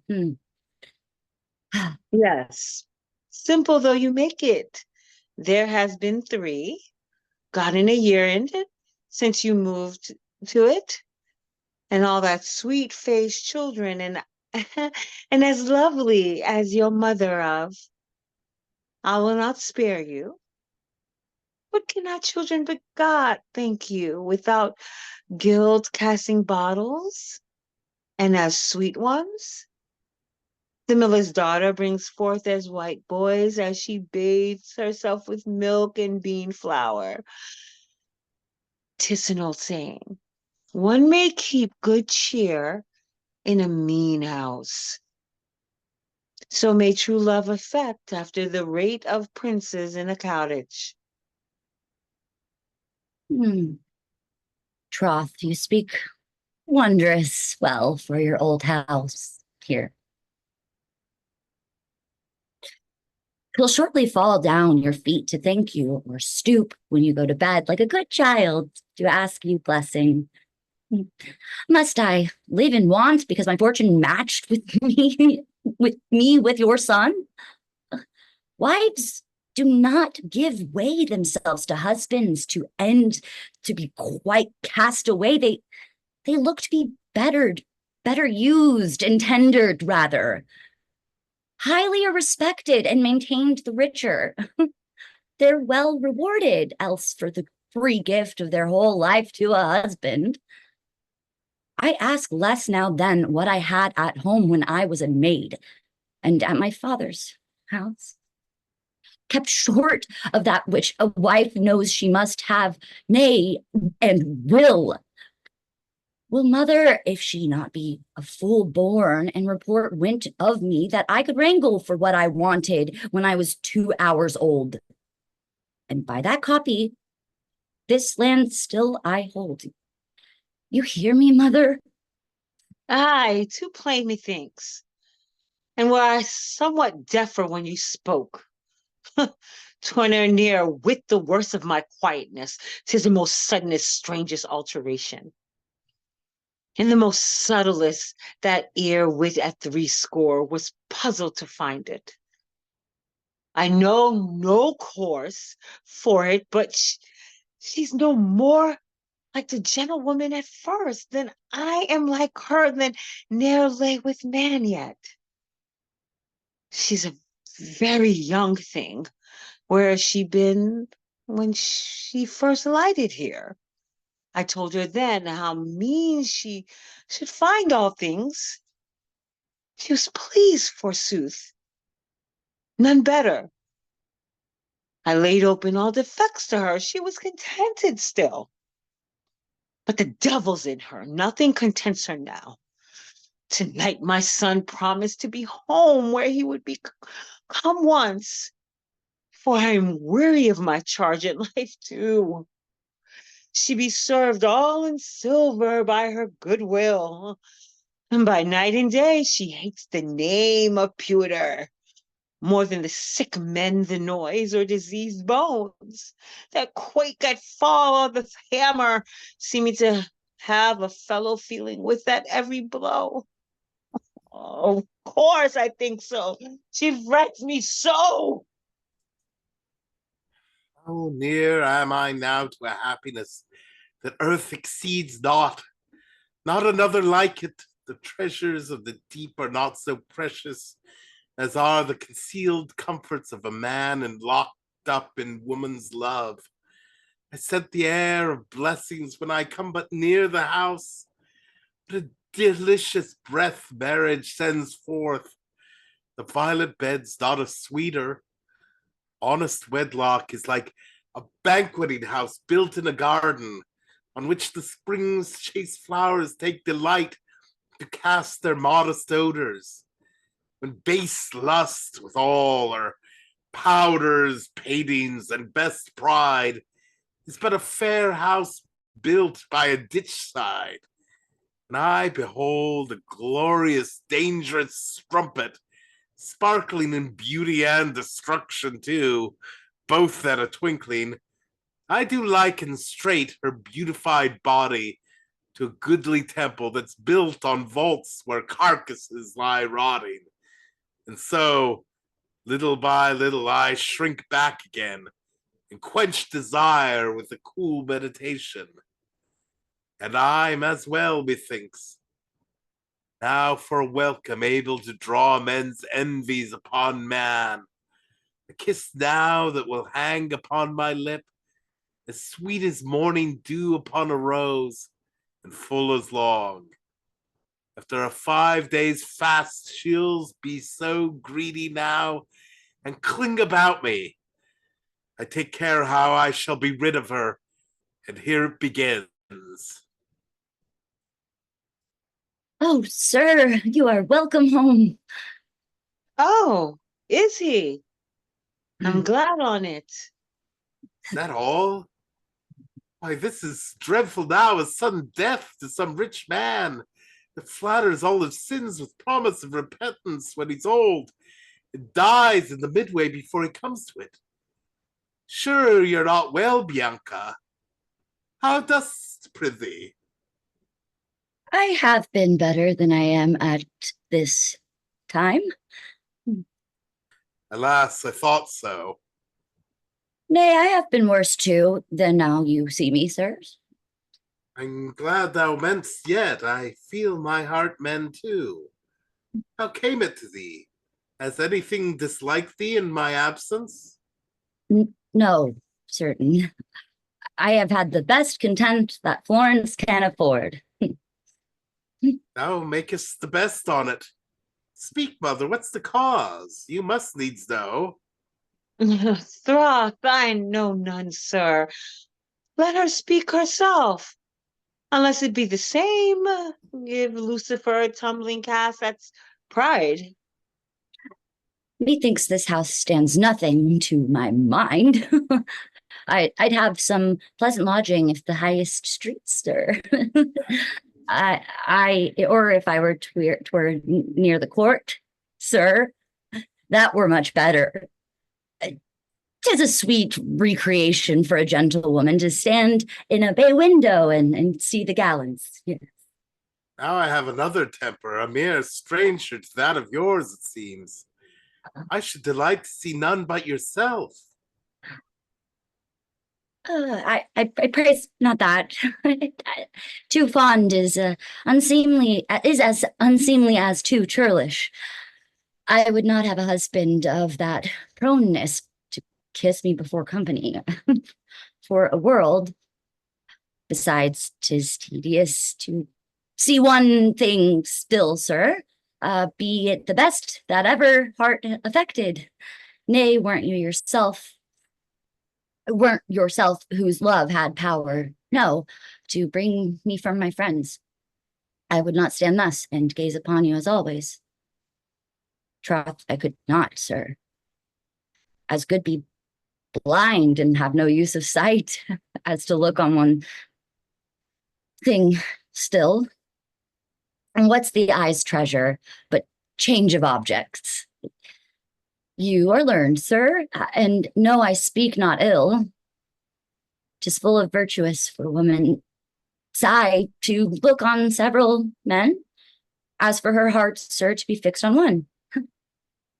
Now thou comest home to me. A kiss for that word.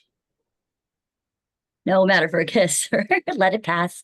'Tis but a toy, will not so much as mind it. Let's talk of other businesses and forget it. Well, what news of the pirates? Any stirring? Prithee, discourse a little. I'm glad he's here yet, to see her tricks himself. I had lied monstrously if I had told them first. Speak, what's the humor, sweet, to make your lips so strange? This was not wont. Is there no kindness betwixt man and wife, unless they make a pigeon house of friendship and still be billing? 'Tis the idlest fondness that ever was invented. huh? And 'tis pity it's grown a fashion for poor gentlewomen. The poor ones. There's many a disease kissed at in a year by it. And French courtesy made to it. Alas, sir, think of the world, how we shall live, grow, serious. We have been married a whole fortnight now. How? A whole fortnight? Why, is that so long? Yeah, 'tis time to leave off dalliance. 'Tis a doctrine of your own teaching, if you remembered. And I was bound to obey it. Here's one fits him. This one will well catch faith, son, like a fellow that rides another country of plague and bring it home with him to his own house. Who knocks? Who's there now? Withdraw you, Bianca. Thou art a gem so no stranger's eye must see, however thou pleased now to look dull on me. You're welcome, sir. To whom your business, pray? To one I see not here now. Who should that be, sir? A young gentlewoman I was sent to. A young gentlewoman? Aye, sir, about 16. Why look you wildly, sir? At your strange error, you've mistook the house, sir.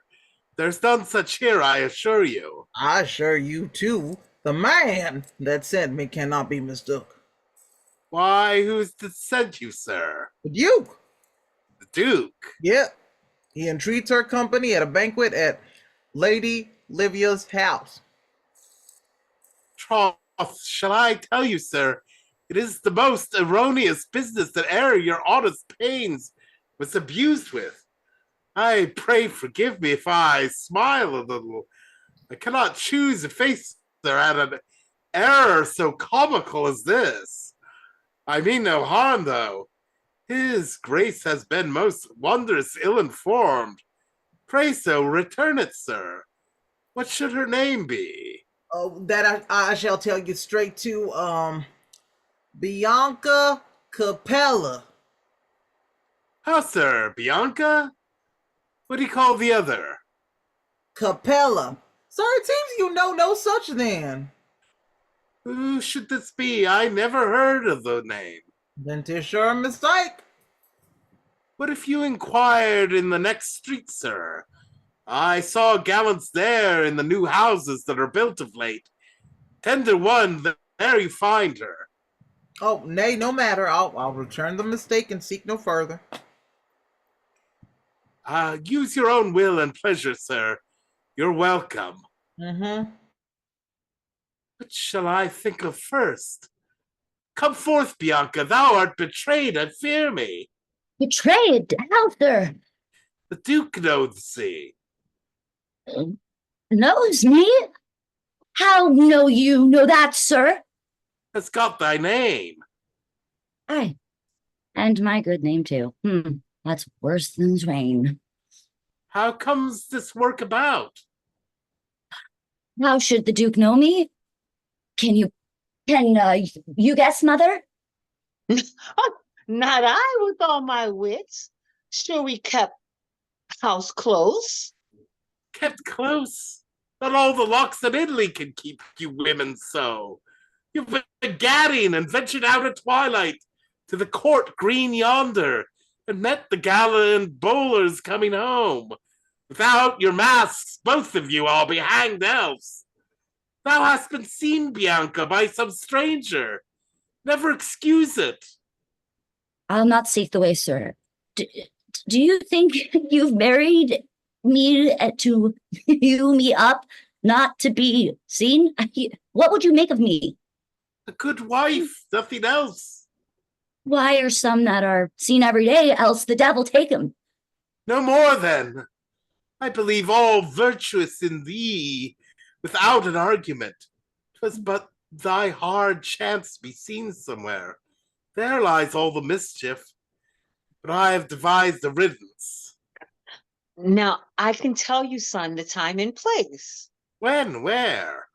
What wits have I? When you last took your leave, if you remember, you left us both at the window. Right, I know that. And not the third part of an hour after the Duke passed by in great solemnity to St. Mark's Temple. And to my apprehension, he looked up twice at the window. Oh, there quicken the mischief of this hour. If you call it mischief, it is a thing I fear I am conceived with. Looked he up twice, and could you take no warning?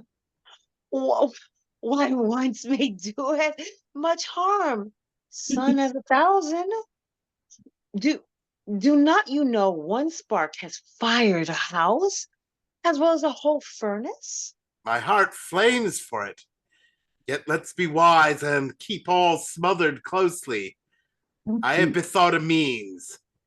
Is the door fast? I locked it myself after him.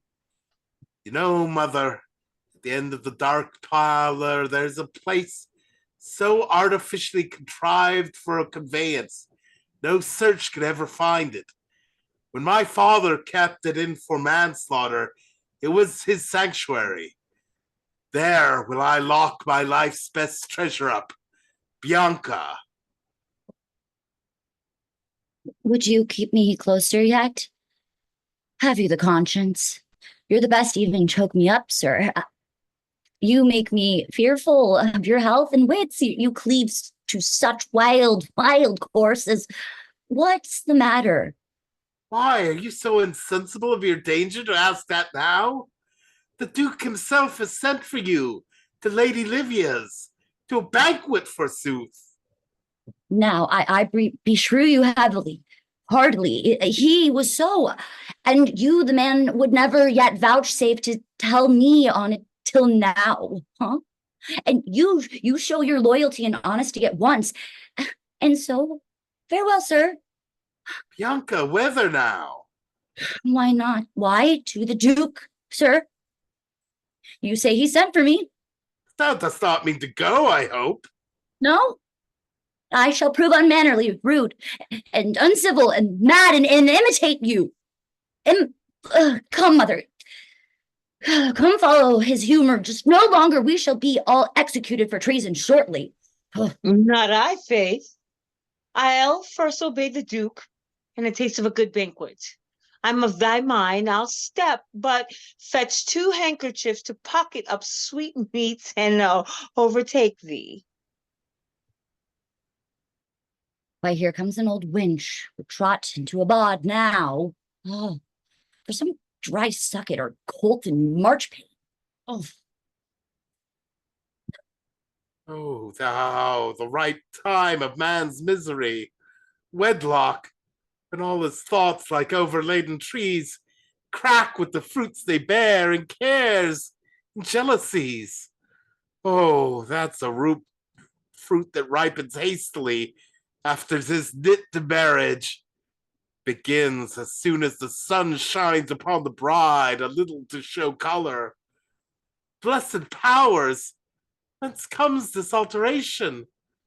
The distractions, the fears, the doubts it brings are numberless, yet the cause I know not. What a peace has he that never marries! If he knew the benefit he enjoyed, or had the fortune to come and speak with me, he should know then the infinite wealth he had, and discern rightly the greatness of his treasure by my loss. Nay, what a quietness has he above mine, that wears his youth out in a strumpet's arms, and never spends more care upon a woman than at the time of lust, but walks away, and if he find her dead at his return, his pity is soon done. He breaks a sigh in many parts, and gives her but a peace on't. But all the fears, shames, jealousies, costs, and troubles, and still renewed cares of a marriage bed, live in the issue when the wife is dead.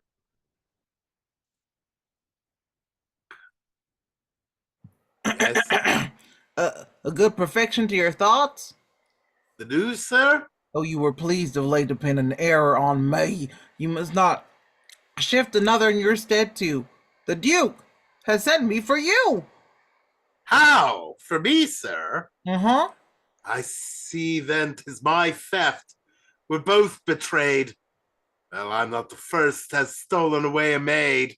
My countrymen have used it. I'll along with you, sir.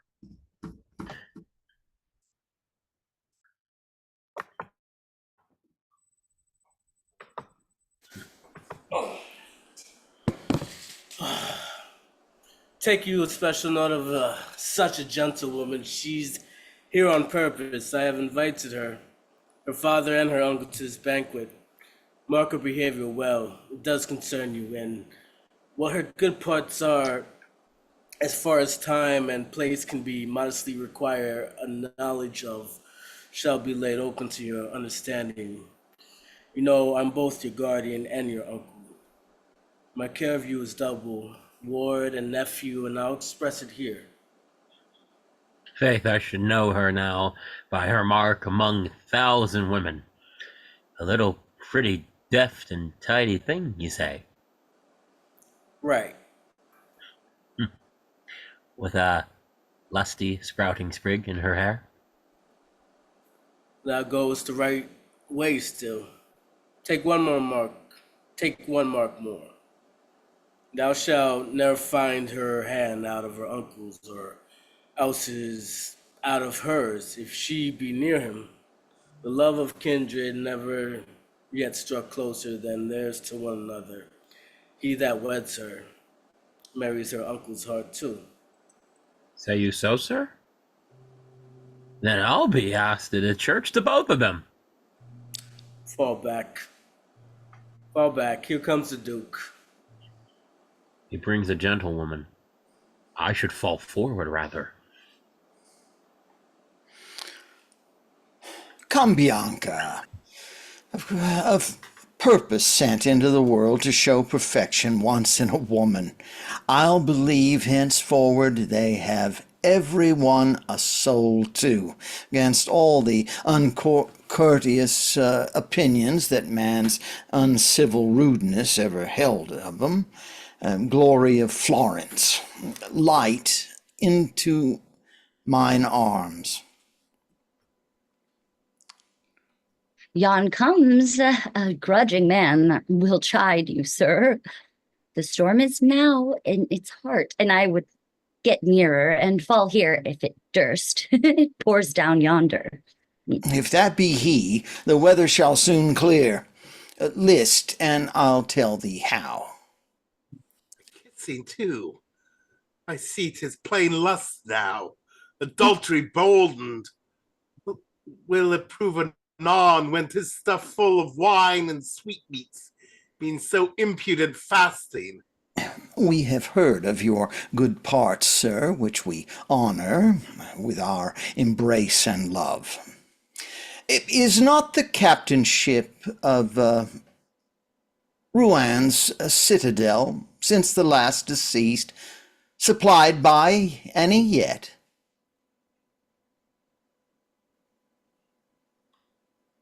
By none, my lord. Well, take it. The place is yours then, and as faithfulness and desert grows, our favor shall grow with. Rise now, the captain of our fort at Rouen. The service of whole life give your grace thanks. Come, sit, Bianca.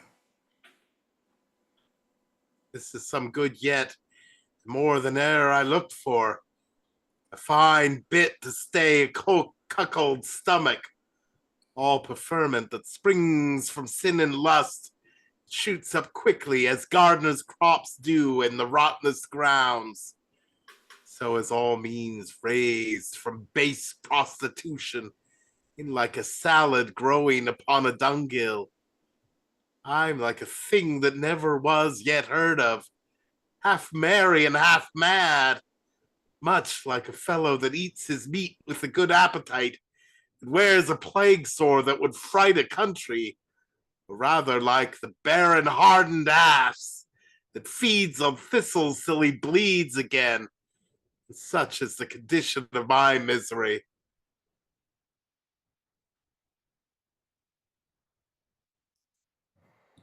Is that your son, widow? Yes. Did your ladyship never know that till now? No, trust me, did I? Nor ever truly felt the power of love and pity to a man till now I know him. Oh, I have enough to buy me my desires, and yet to spare. That's one good comfort. Hark you, pray let me speak with you, sir, before you go. With me, lady? You shall, I am at your service. Hmm. What will she say now, Tro? More goodness yet.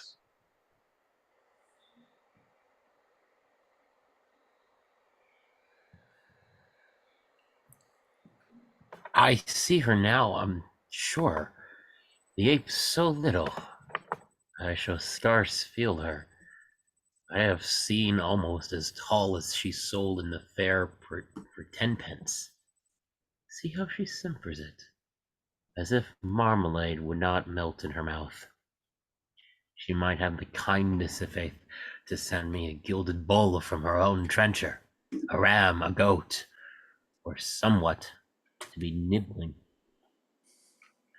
These women, when they come to sweet things once, they forget all their friends. They grow so greedy, nay, oftentimes their husbands. Here's a health now, gallants, to the best beauty at all at this day in Florence. Where she be, she shall not go unpledged, sir.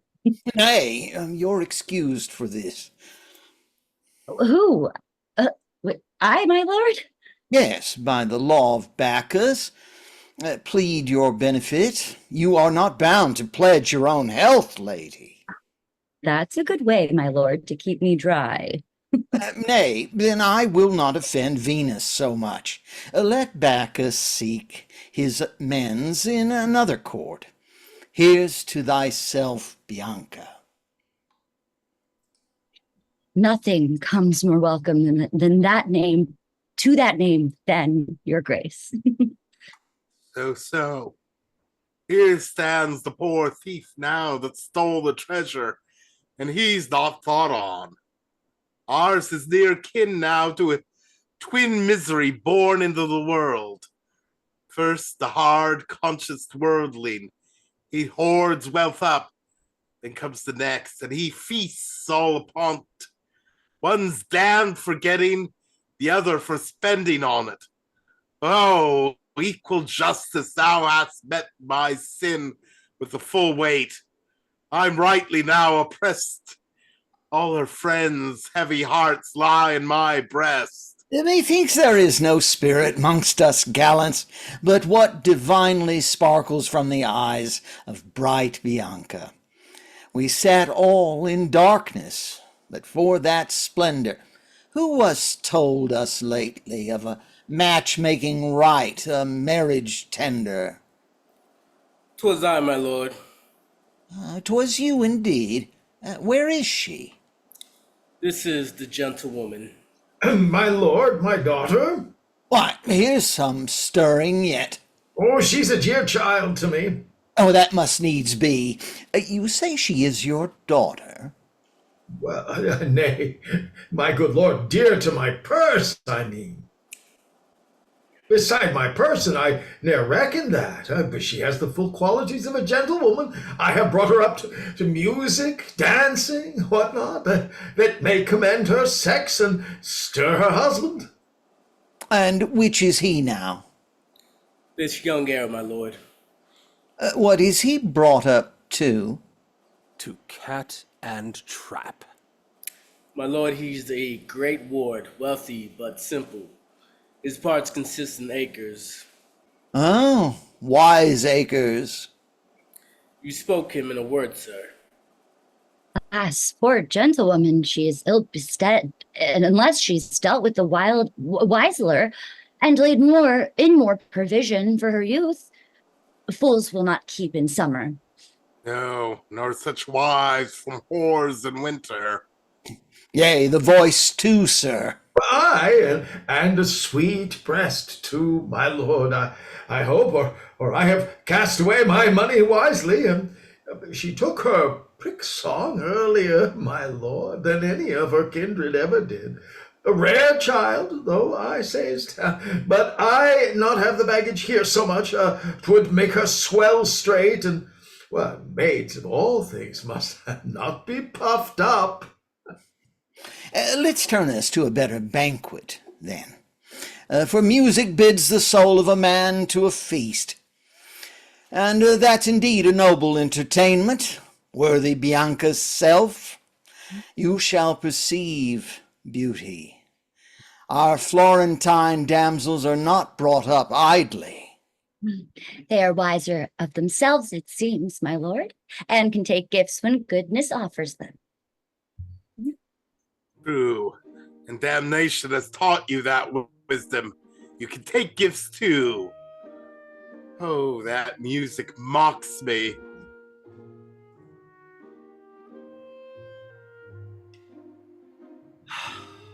I am as dumb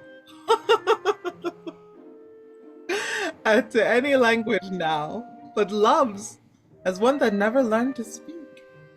I am not yet so old, but he may think of me. My own fault, I have been idle a long time, but I'll begin this week and paint tomorrow, so follow my true labor day by day. I never thrived so well as when I used to. What harder chance can fall to a woman who was born to cleave to some man than to bestow her time, youth, and beauty, life's obligation, honor, duty, on a thing for no use good, but to make physics work or blood, for it's flesh in an old lady's cheek. She that would be mother of fools, let her compound with me.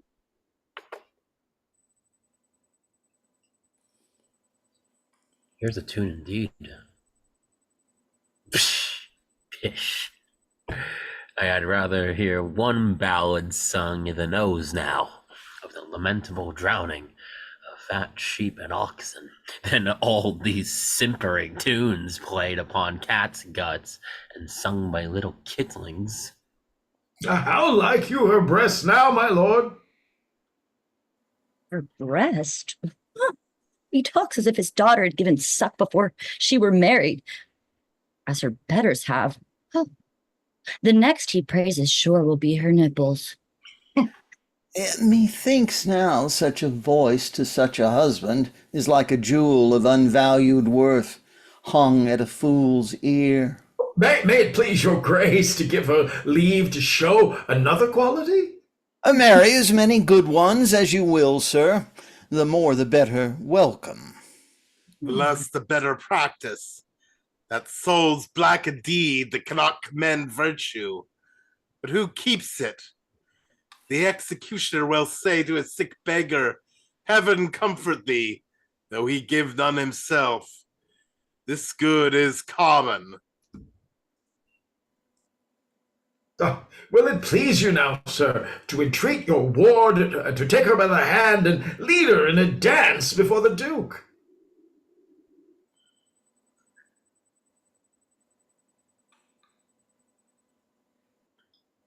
That I will, sir. 'Tis needful. Hark you, nephew.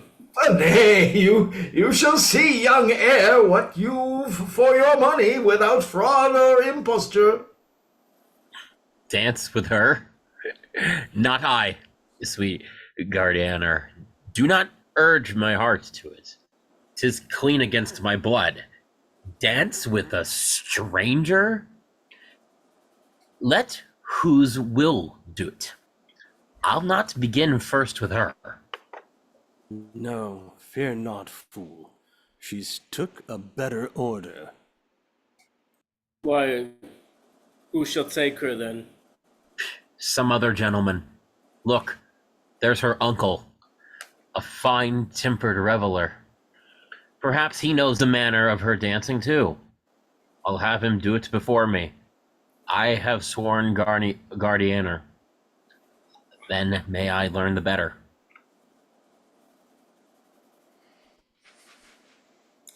Thou'll be an ass still. Aye, all that, uncle, shall not fool me out. Pish!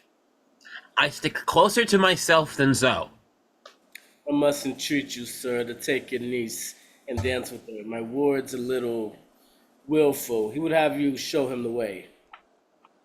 Me, sir? Oh, he shall not. He shall command it at all hours. Pray, tell him so. I thank you for him. He is not wit himself, sir. Come, my life's peace. I have a strange office on't here. 'Tis some man's luck to keep the joys he likes concealed for his own bosom. But my fortune, to set out now for another's liking, like the mad misery of necessitous man, that parts from his good horse with many praises, and goes on foot himself, need must be obeyed in every action. It mars man and maid. Signor FABRITIO, you're a happy father. Your cares and pains are fortunate, you see. Your cost bears noble fruit. HIPPOLITO, thanks. Here's some amends for all my charges yet, huh? Oh, she wins both prick and praise where'er she comes. How likest Bianca? Oh, all things well, my lord. But this poor gentlewoman's fortune, that's the worst. Oh, there is no doubt, Bianca. She'll find leisure to make that good enough. She's rich and simple. She has the better hope of the upper hand, indeed, which women strive most for. Do it when I bid you, sir. I'll venture but a hornpipe with her, guardianer, or some such married man's dance. Well, venture something, sir. I have rhyme for what I do. But little reason, I think. Plain men dance to measures. The sycophants, the gay, cuckolds dance the hornpipe, and farmers dance the hay. Your soldiers danced around, and maidens that grow big. Your drunkards, your the canaries, your whore, and bawd the jig. There's your 8 kind of dancers. He that finds a 9th, let him pay the minstrels. Oh, here he appears once in his own person. I thought he would have married her by attorney, and lain with her so too. Nay, my kind lord, there's very seldom any found so foolish to give away his part there. Bitter scoff. Yet I must do it. With what a cruel pride the glory of her sin strikes by my afflictions. This thing will make shifts, sir, to make a husband. For aught I see in him, how think'st, Bianca?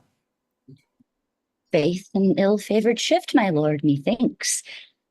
If he would take some voyage when he's married, dangerous or long enough, and scarce be seen once in 9 year together, a wife then might make indifferent shift to be content with him. A kiss. That wit deserves to be made much on. Come, our courage. Stands ready for your grace. My thanks to all your loves. Come, fair Bianca.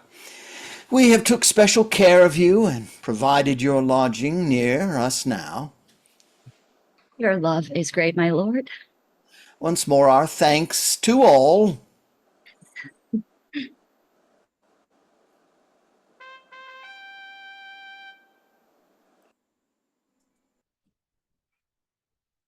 Hast thou left me then, Bianca, utterly? Oh, Bianca, now I miss thee. Oh, return and save the faith of woman. I never felt the loss of thee till now. 'Tis an affliction of greater weight than youth was made to bear, as if a punishment of afterlife were fallen upon man here. So new it is to flesh and blood, so strange, so insupportable, a torment e'en mistook, as if a body whose death were drowning must needs therefore suffer it in scalding oil. Sweet sir. As long as mine eye saw thee, I half enjoyed thee. Sir. Canst thou forget the dear pains my love took? How it has watched whole nights together in all weathers for thee? It stood in heart more merry than the tempest that sung about mine ears, like dangerous flatterers that can set all their mischief to sweet tunes. Then received from thee, from thy father's window, to these arms at midnight, when we embraced as if we had been statues only made for it, to show art's life. So silent were our comforts, and kissed as if our lips had grown together. This makes me madder to enjoy him now. Canst thou forget all this, and better joys that we met after this, which then new kisses took pride to praise? Oh, I shall grow madder yet. Sir. This cannot be but of some close bawds working. Cry mercy, lady. What would you say to me? My sorrow makes me so unmannerly, so comfort bless me. I had quite forgot you. Nothing, but e'en in pity to that passion would give your grief good counsel. Merry and welcome, lady, it never could come better. And first, sir, to make away all your good thoughts at once of her, know most assuredly, she is a strumpet. Huh, most assuredly. Mm-hmm. Speak not of things so vile, so certainly. Leave it more doubtful. Then I must leave all truth and spare my knowledge, a sin which I too lately found and wept for. Found you it? I, with wet eyes. Oh, perjurous friendship! You missed your fortunes when you met with her, sir. Young gentlemen that only love for beauty, they love not wisely. Such a marriage rather proves the destruction of affection. It brings on want, and want's the key of whoredom. I think you'd small means with her. Oh, not any lady. Alas, poor gentleman, what mean'st thou, sir, quite to undo thyself with thine own kind heart? Thou art too good and pitiful to woman. Marry, sir, thank thy stars for this blessed fortune, that rids the summer of thy youth so well from many beggars that had lain a stunning in thy beings only else, till thou hadst wasted the whole days of thy life in heat and labor. What would you say now to a creature found as pitiful to you, and as it were, e'en sent on purpose from the whole sex general to requite all that kindness you have shown to it? That, madam? Nay, a gentlewoman, and one able to reward good things, aye, and bears a conscience to it. Couldst thou love such a one that, blow all fortunes, would never see thee want? Nay, more, maintain thee to thine enemy's envy, and shalt not spend a care for it, stir a thought, nor break a sleep, unless love's music waked thee, no storm of fortune should. Look upon me, and know that woman. Oh, my life's wealth, Bianca! Still with her name! Will nothing wear it out? Oh, that deep sigh went but for a strumpet, sir. It can go for no other that loves me. Oh, he's vexed in mind. I came too soon to him. Where's my discretion now, my skill, my judgment? I'm cunning in all arts but my own love. 'Tis as unseasonable to tempt him now so soon as for a widow to be courted following her husband's course, or to make bargain by the graveside and take a young man there. A strange departure stands like a hearse yet before his eyes, which time will take down shortly. Ugh. She my wife till death, yet no more mine? That's a hard measure. And what's marriage good for? Methinks by right I should not now be living, and then 'twere all well. What a happiness had I been made of had I never seen her. For nothing makes man's loss grievous to him but knowledge of the worth of what he loses. For what he never had, he never misses. She's gone forever, utterly. There is as much redemption of a soul from hell as a fair woman's body from his palace. Why should my love last longer than her truth? What is there good in woman to be loved when only that which makes her so has left her? I cannot love her now, but I must like her sin and my own shame too, and be guilty of laws breached with her and mine own abusing, all which were monstrous. And my safest course for health of mind and body is to turn my heart and hate her, most extremely hate her. I have no other way. Those virtuous powers which were chaste witnesses of both our troughs can witness she breaks first, and I'm rewarded with captainship of the fort, a place of credit I must confess but poor. My factorship shall not exchange means with it. He that died last in it, he was no drunkard, yet he died a beggar for all his thrift. Besides, the place not fits me. It suits my resolution, not my breeding. I have tried all ways I can, and have not power to keep from sight of him. How are you now, sir? I feel a better ease, madam. Thanks to blessedness! You will do well, I warrant you. Fear it not, sir. Join but your own good will to it. Oh, he's not wise that loves his pain or sickness, or grows fond of a disease whose property is to vex him and spitefully drink his blood up. Out upon it, sir! Youth knows no greater loss. I pray, let's walk, sir? You never saw the beauty of my house yet, nor how abundantly fortune has blessed me in world treasure. Trust me, I have enough to make my friend a rich man in my life, a great man at my death. Yourself will say so. If you want anything and spare to speak, troth, I'll condemn you for a willful man, sir. Why, sure, this can be but the flattery of some dream. Now, by this kiss, my love, my soul enriches. 'Tis all true substance. Mwah! Come, you shall see my wealth. Take what you list. The gallanter you go, the more you please me. I will allow you to your page and footman, your racehorses, or any various pleasure exercise youth delights in, but to me only, sir. Wear your heart of constant stuff.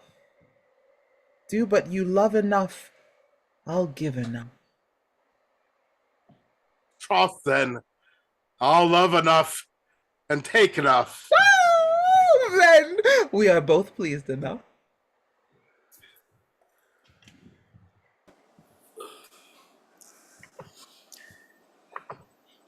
Now, nephew, here's the gentlewoman again. Mass! Here's Here she's come again. Mark her now, Sordido. This is the maid my love and care has chose out for your wife, and so I tender her to you. Yourself has been eyewitness of some qualities that speak of courtly breeding and are costly. I bring you both to talk together now. 'Tis time you grew familiar in your tongues. Tomorrow you join hands and one ring ties you, and one bed holds you. If you like the choice, her father and her friends are in the next room, and stay to see the contract ere they part. Therefore dispatch, good ward, be sweet and short. Like her or like her not, there's but two ways, and one your body, the other your purse pays. I warrant you, Guardianer, I'll not stand all day thrumming, but quickly shoot my bolt at your next coming. Well said. Good fortune to your birding then. I never miss mark yet. Troth, I think, master, if truth were known, you never shot at any but the kitchen wench, and that was a she-woodcock, a mere innocent, that was oft lost and cried at 28. No more of that meat, Sordido. Here is eggs of the spit now. We must turn gingerly, draw out the catalogue of all the faults of women. How all the faults? Have you so little reason to think of so much paper will lie in my breeches? Why, 10 carts will not carry it, if you settle down but the boards. All the faults, pray, let's be content with a few of them. And if they were less, you would find them enough, I warrant you. Look you, sir. But I have the advantage of a fool. As much as a woman's heart can wish and joy at, what an internal torment will be. This bought and sold and turned and prayed into, when, alas, the worst bit is too good for him. The comfort is, has but a Katier's heart out, and provides all another's table. Yet how curious! The ass is like some nice professor on it, that buys up all the daintiest food at the market and seldom licks his lips after it tastes on it. Now to her. Now you've scanned all her parts over. But at which end shall I begin now, Sordido? Oh, ever at a woman's lip? While you live, sir, do ask that question. Methinks, Sordido, she's but a crabbed face to begin with. A crabbed face? That will save money. How? Save money, Sordido? Aye, sir, for having a crabbed face of her own, she'll eat the less verjuice with her mutton. 'Twill save verjuice at year's end, sir. Nay, and your jests begin to be saucy ones. I'll make you eat your meat without mustard. And that is some kind of punishment. Gentlewoman, they say 'tis your pleasure to be my wife, and you shall know shortly whether it be mine or no to be your husband. And thereupon, thus I first enter upon you. Mwah. Oh, most delicious scent. Methinks it tasted as if a man has slept into a comfit maker's shop to let a cart go by, all the while I kissed her. It is reported, gentlewoman, you'll run mad for me if you have me not. I should be in great danger of my wits, sir, for being so forward. Should this ass kick backward now? Alas, poor soul. And is that hair your own? My own? Yes, sure, sir. I owe nothing for it. 'Tis a good hearing. I shall have the less to pay when I have married you. Look, do her eyes stand well? They cannot stand better than in her head, I think. Where would you have them? And for her nose, 'tis of a very good last. I have known as good as that has not lasted a year, though. That's in the using of a thing. Will not any strong bridge fall down in time if we do nothing but beat at the bottom? A nose of buff would not last always, sir, especially if it came into the camp once. But Sordido, how shall we do to make her laugh, that I may see what teeth she has? For I'll not bait her a tooth, nor take a black one into the bargain. Why do but you fall in talk with her? You cannot choose but one time or other. Make her laugh, sir. It shall go hard, but I will. Isabella, pray, what qualities have you besides singing and dancing? Can you play at shuttlecock, forsooth? Aye, and at stool pool too, sir.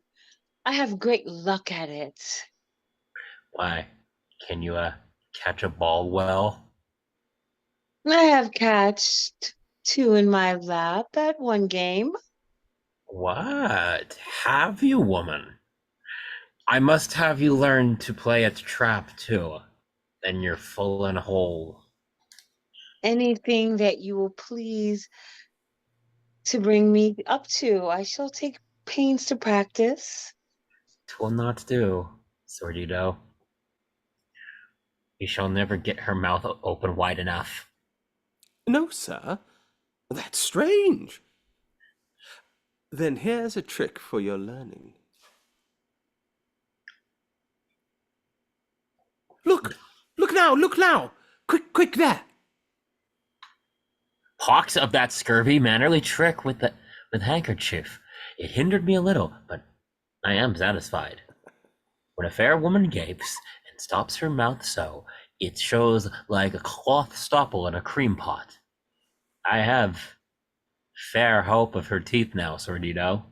Why, then you've all well, sir. For aught I see, she's right and straight enough now as she stands. They'll commonly lie crooked, that's no matter.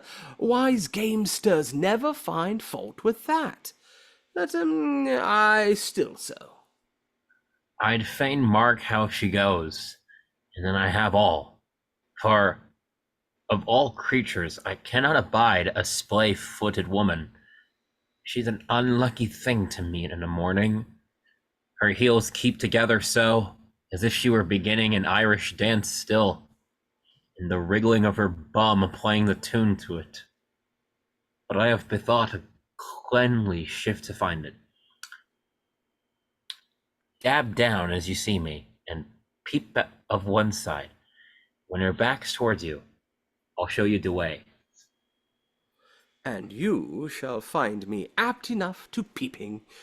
I have been of them, had seen mad sights under your scaffolds. Will it please you walk, forsooth? A turn or two by yourself? Are you so pleasing to me? I take delight to view you on both sides. I I shall be glad to fetch a walk to your love, sir. 'Twill give affection a good stomach, sir. Wish I had need to have fall to such coarse victuals.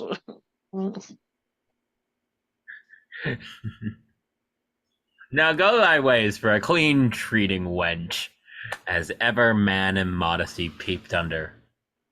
I see the sweetest sight to please my master. Never went Frenchman righter upon ropes than she on Florentine rushes. 'Tis enough, forsooth. And how do you like me now, sir? Faith, so well. I never mean to part with thee, sweetheart. Under some 16 children, and all boys. You'll you'll be at simple pains if you prove kind and breed 'em all in your teeth. Nay, by my faith, what serves your belly for? 'Twould make my cheeks look like blown bagpipes.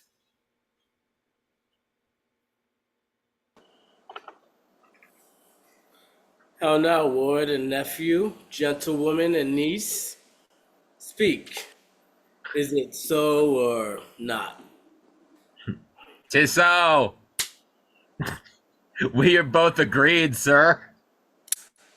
Into your kindred, then. There's friends and wine and music waits to welcome you. Then I'll be drunk for joy. And I for company. I cannot break my nose in a better action.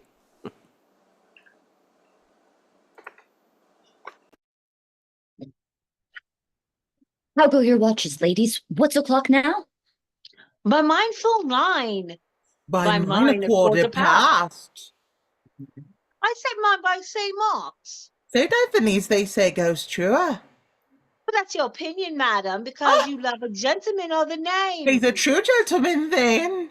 So may he be. That comes to me tonight for aught you know. I'll end this strife straight. I set mine by the sun.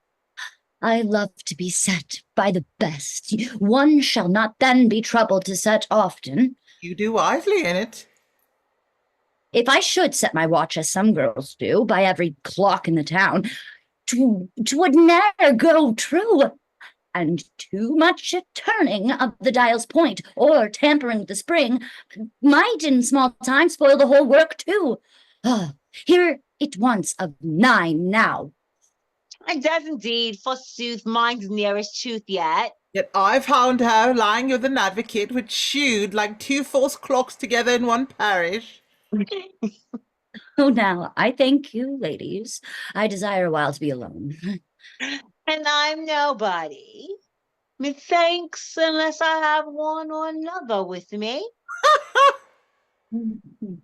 Faith, my desire and hers will be sisters. Yeah, be sisters indeed. How strangely woman's fortune comes about. This was the farthest way to come to me. All would have judged that knew me born in Venice, and there with many jealous eyes brought up, that never thought they had me sure enough, but when they were upon me, yet my haps to meet it there, so far off from my birthplace, my friends of kindred. 'Tis now not good in sadness to keep a maid so strict in her young days. Restraint breeds wandering thoughts as many fasting days, a great desire to see flesh stirring again. I never use any girl of mine so strictly. However they're kept, their fortunes find 'em out. I see it in me. They be got in court. I'll never forbid 'em the country nor the court. And though they be born in the country, they will come to it and fetch their falls 1,000 mile about. Where would one little think on it?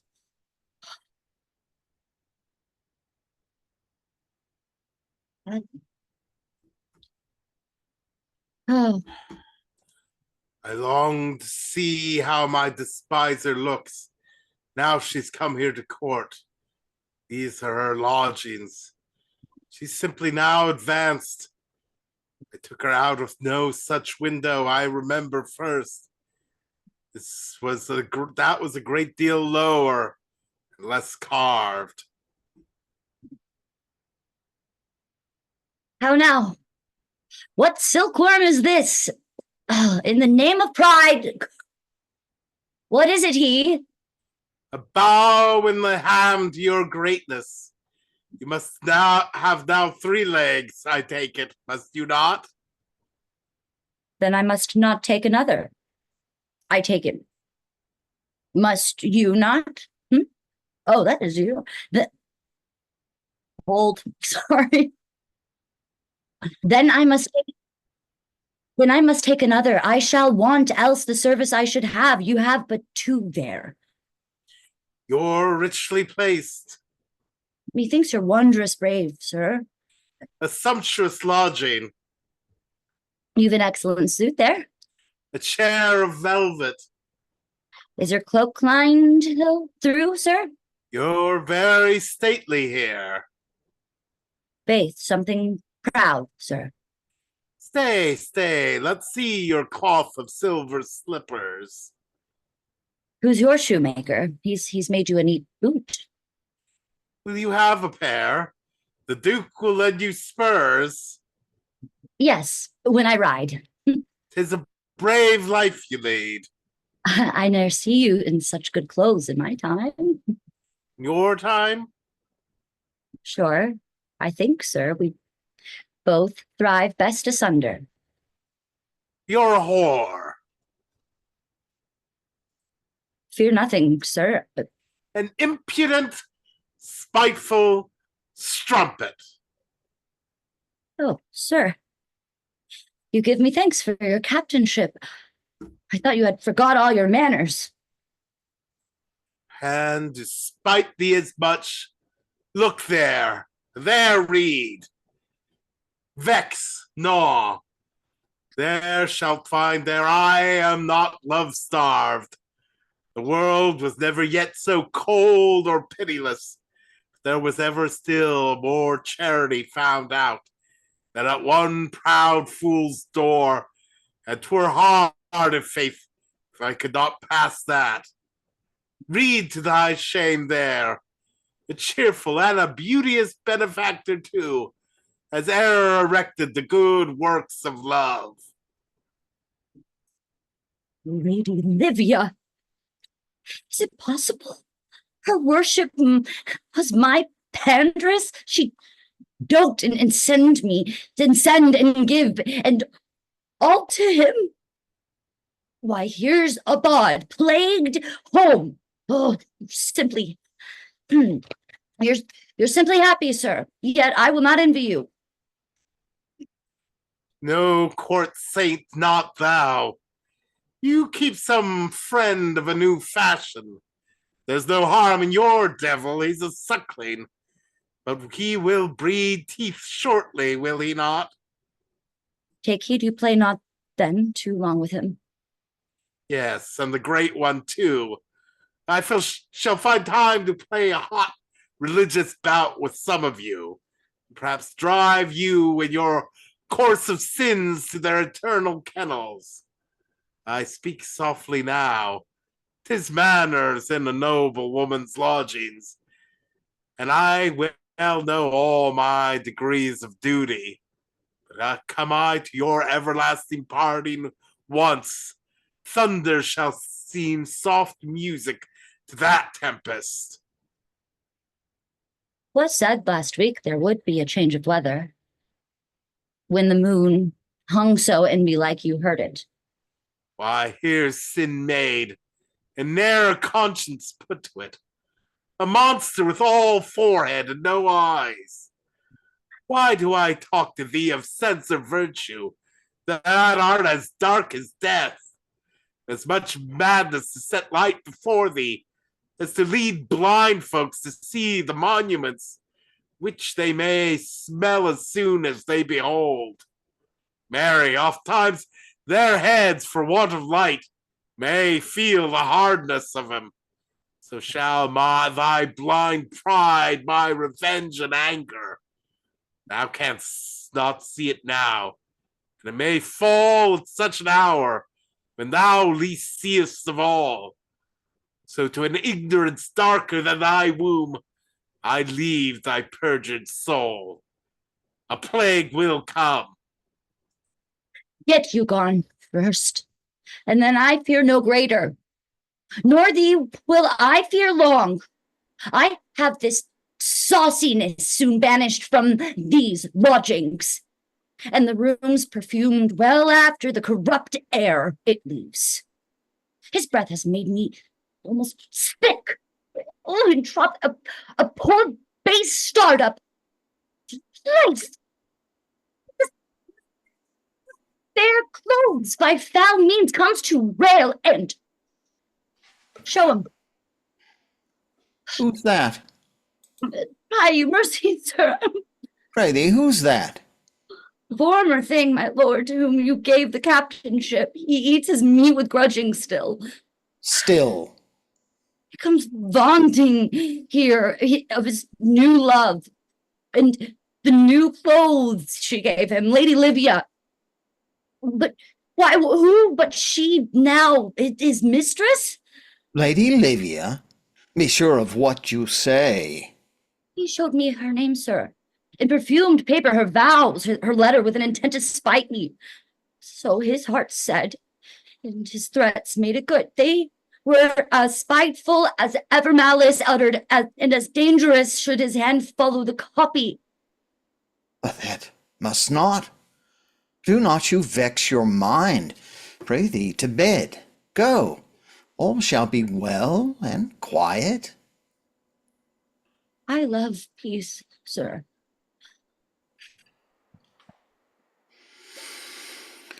And so do all that love. Take you no care for it. It shall be still provided to your hand.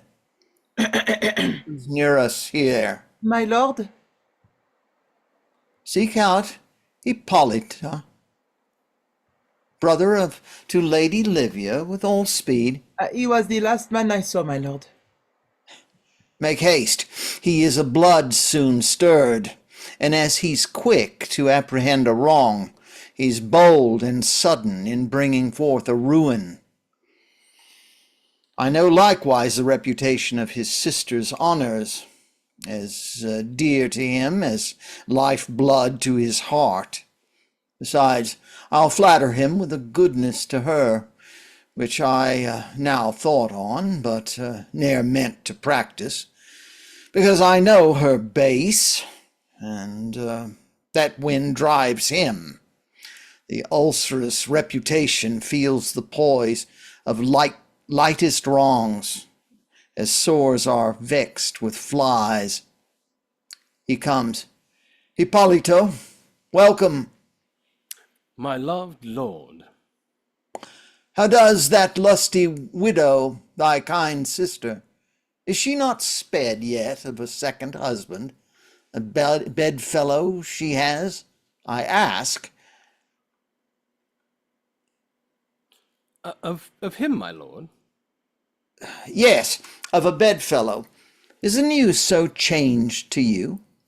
I hope 'tis so to all. I wish it were, sir.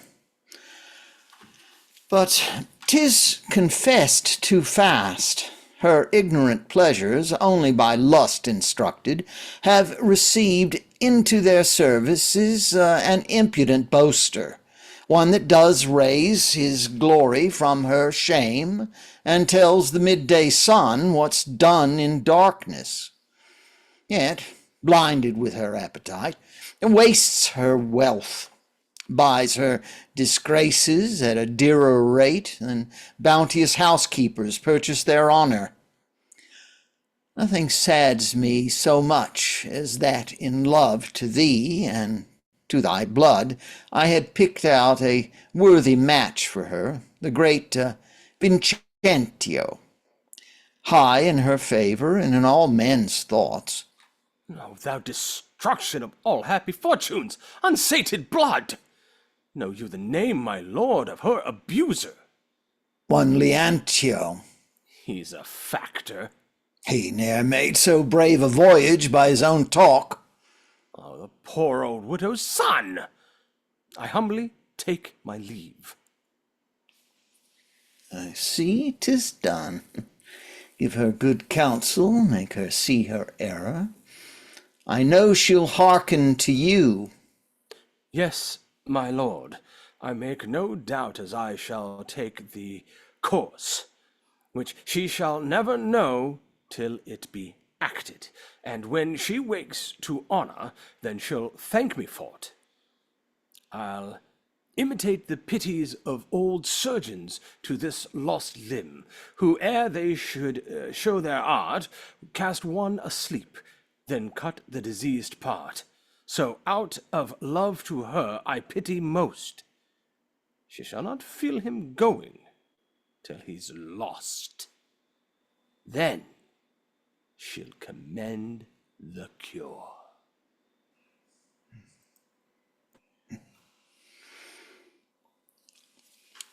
The great cure's past.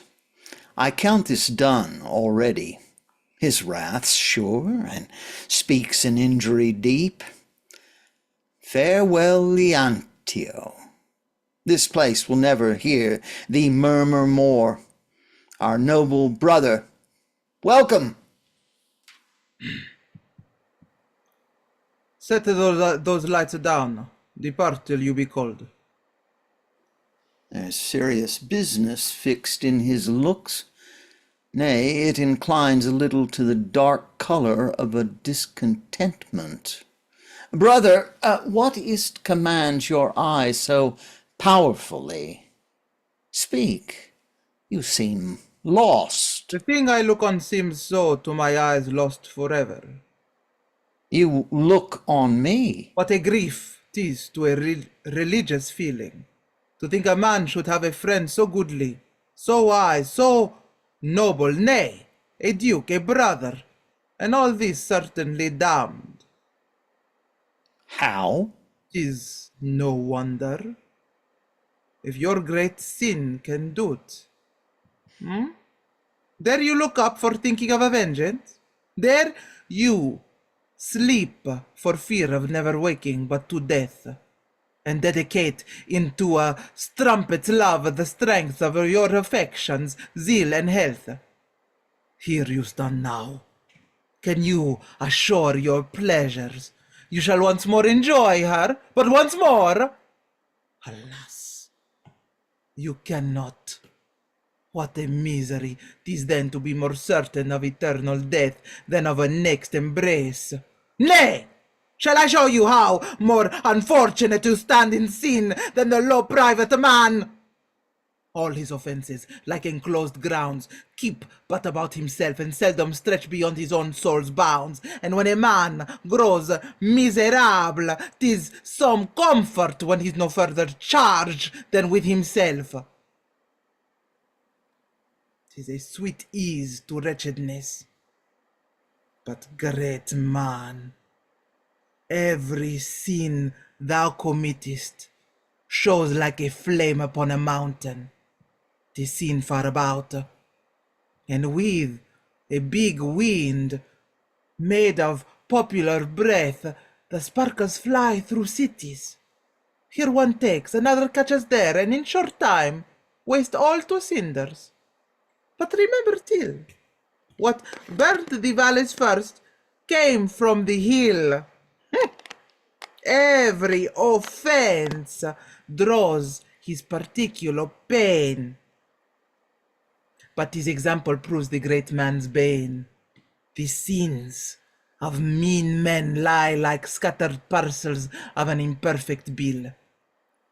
But when such fall, then comes example, and that sums up all.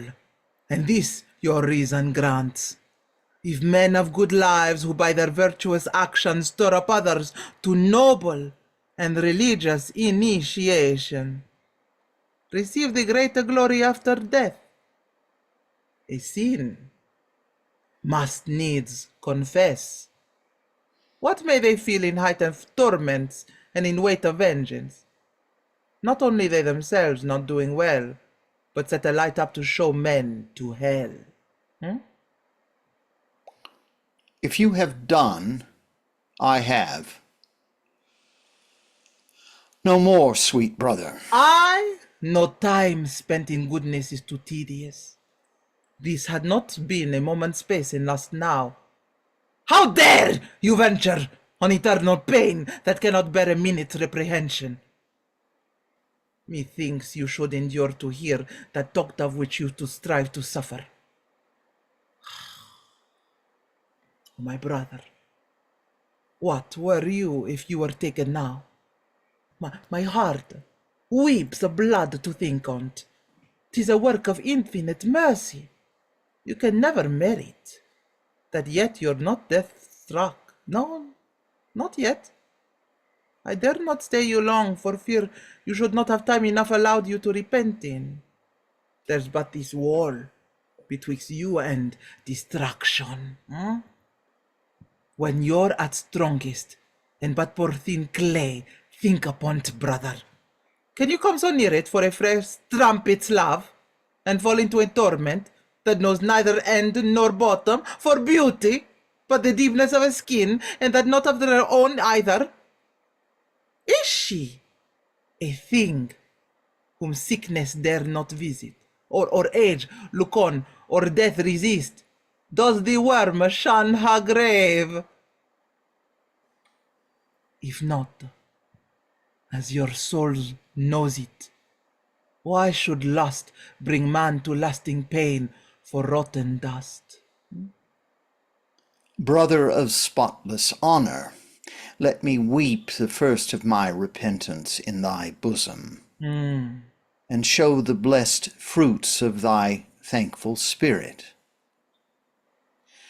And if I e'er keep woman more unlawfully, may I want penitence at my greatest need.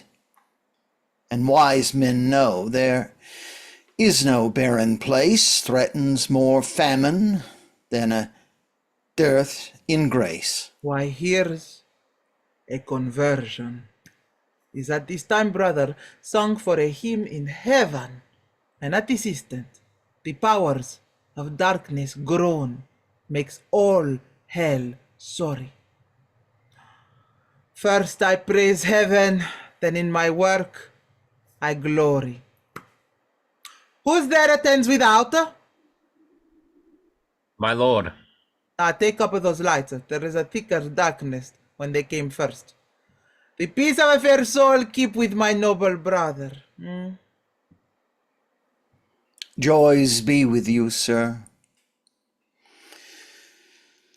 She lies alone tonight, for't, and must still, though it be hard to conquer.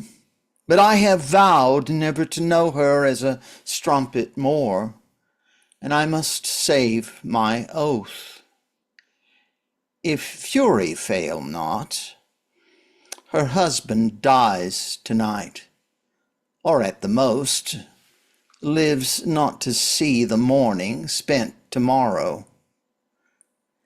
Then will I make her lawfully mine own, without this sin and horror. Now I'm chidden from what I shall enjoy then unforbidden, and I'll not freeze in stoves. 'Tis but a while. Live like a hopeful bridegroom, chaste from flesh, and pleasure then will seem new, fair, and fresh.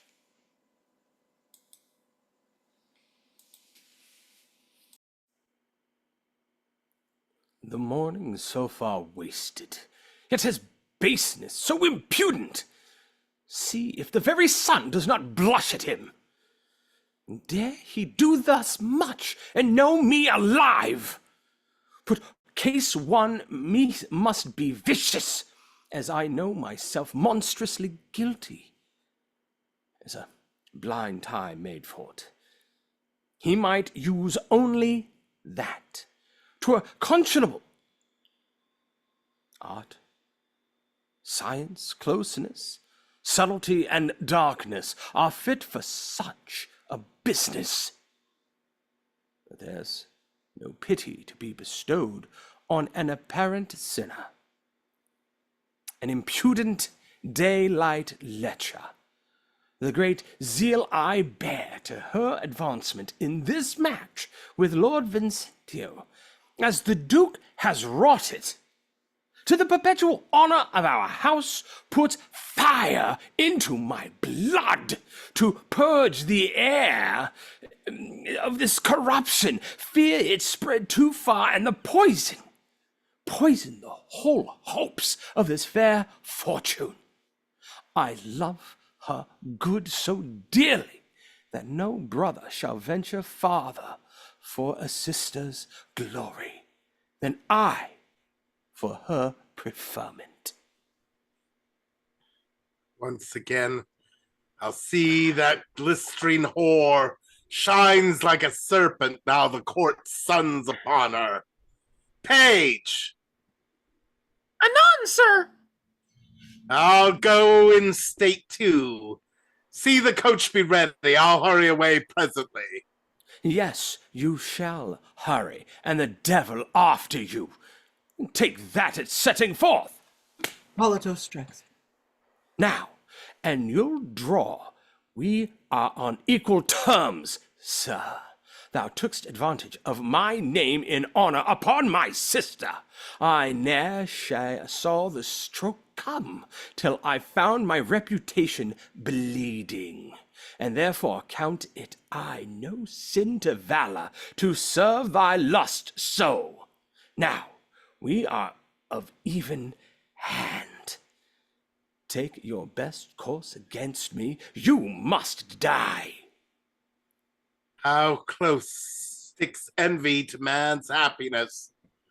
When I was poor and little cared for life, I had no such means offered me to die. No man's wrath minded me.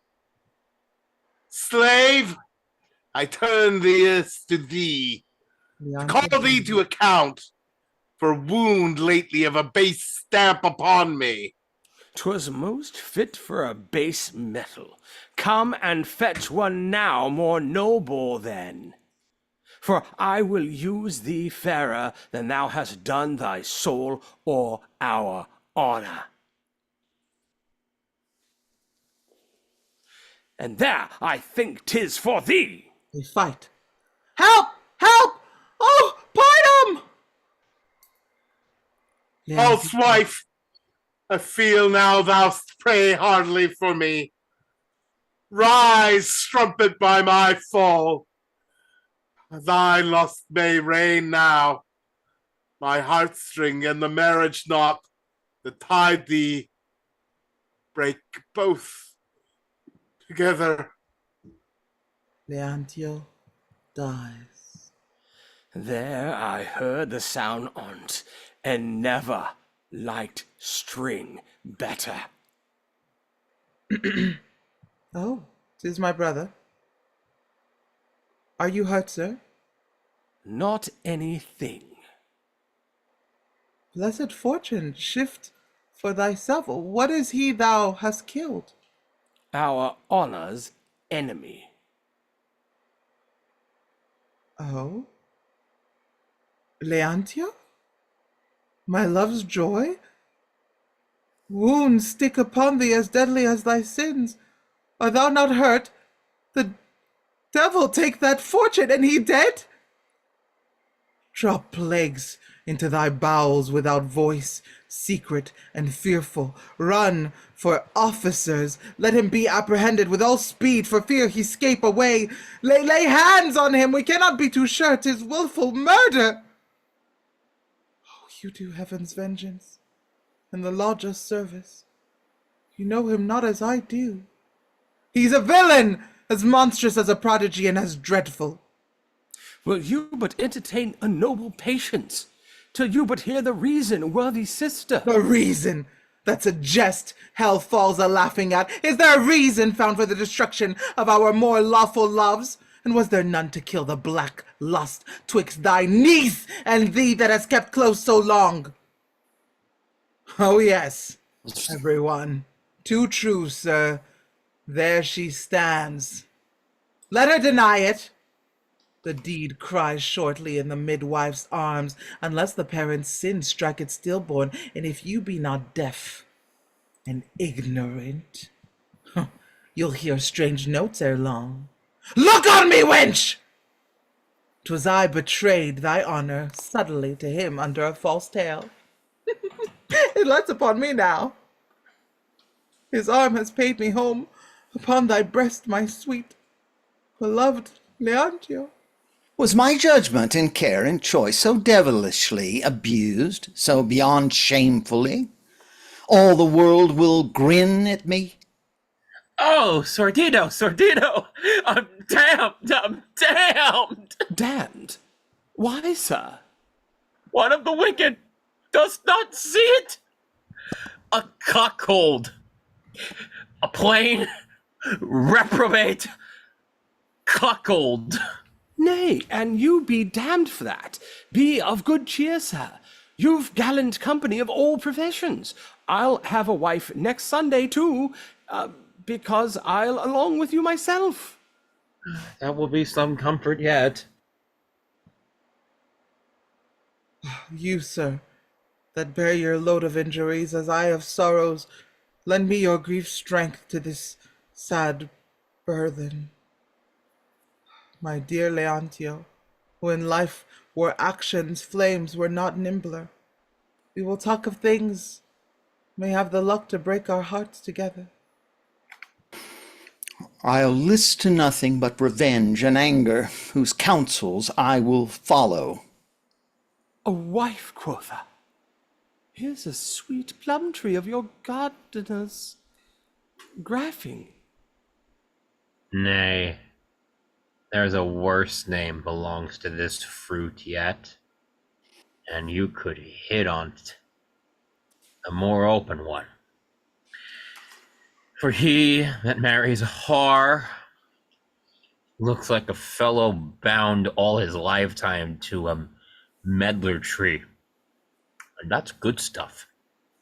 'Tis no sooner ripe, but it looks rotten. And so, some queens at 19, a pox on it. I thought there was some knavery abroach, for something stirred in her belly the first time I lay with her. What, sir? This is, she brought up so courtly, can sing and dance and tumble too, methinks. I'll never marry a wife again that has so many qualities. Indeed, there are seldom good, master.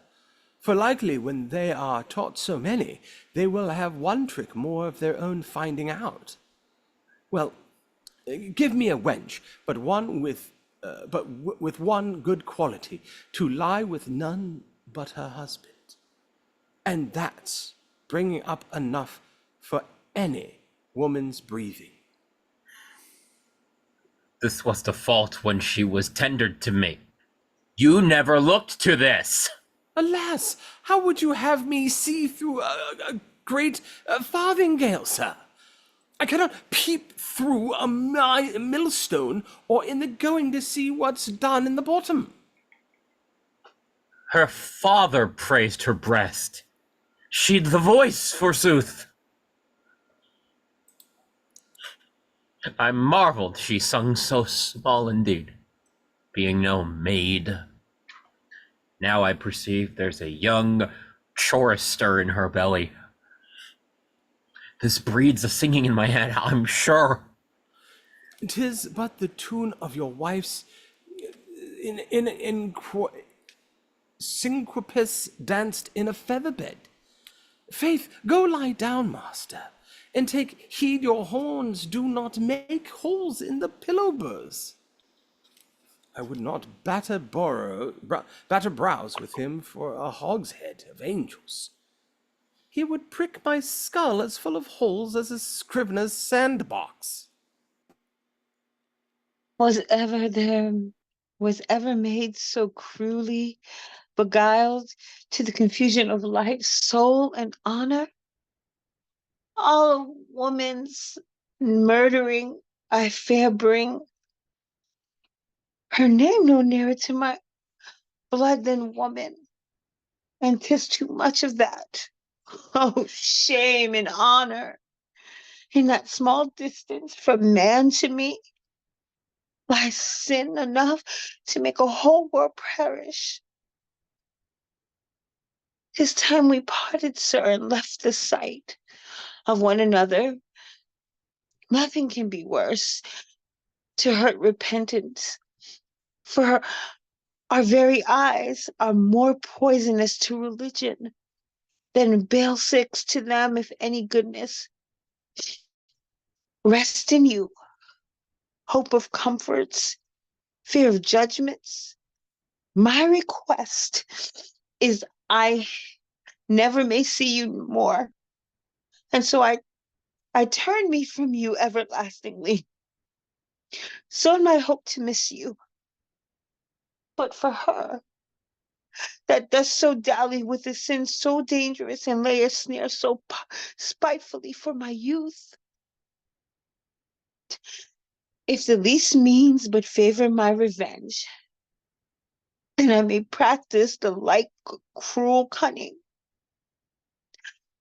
Under her life, she has on my honor, I'll act it without pity. Here's a care of reputation, and a sister's fortune sweetly rewarded by her. Would a silence as great as that, which keeps among the graves, had everlastingly chained up her tongue. My love to her has made mine miserable.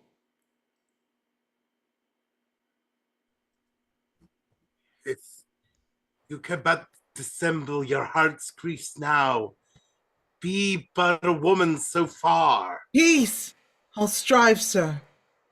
As I can wear my injuries in a smile, here's an occasion offered that gives anger both liberty and safety to perform things worth the fire it holds, without the fear of danger or of law. For mischiefs acted under the privilege of a marriage triumph at the Duke's hasty nuptials will be thought things merely accidental, all by chance, not got of their own natures. I conceive you, sir, even to a longing for performance on it, and here behold some fruits. Hippolyta and Isabella, I kneel to you. Forgive me both. What I am now, return to sense and judgment. 'Tis not the same rage and destruction presented lately to you. That rude form is gone forever. I am now myself, that speaks all peace and friendship, and these tears are the true springs of hearty penitent sorrow for those foul wrongs which my forgetful fury slandered your virtues with.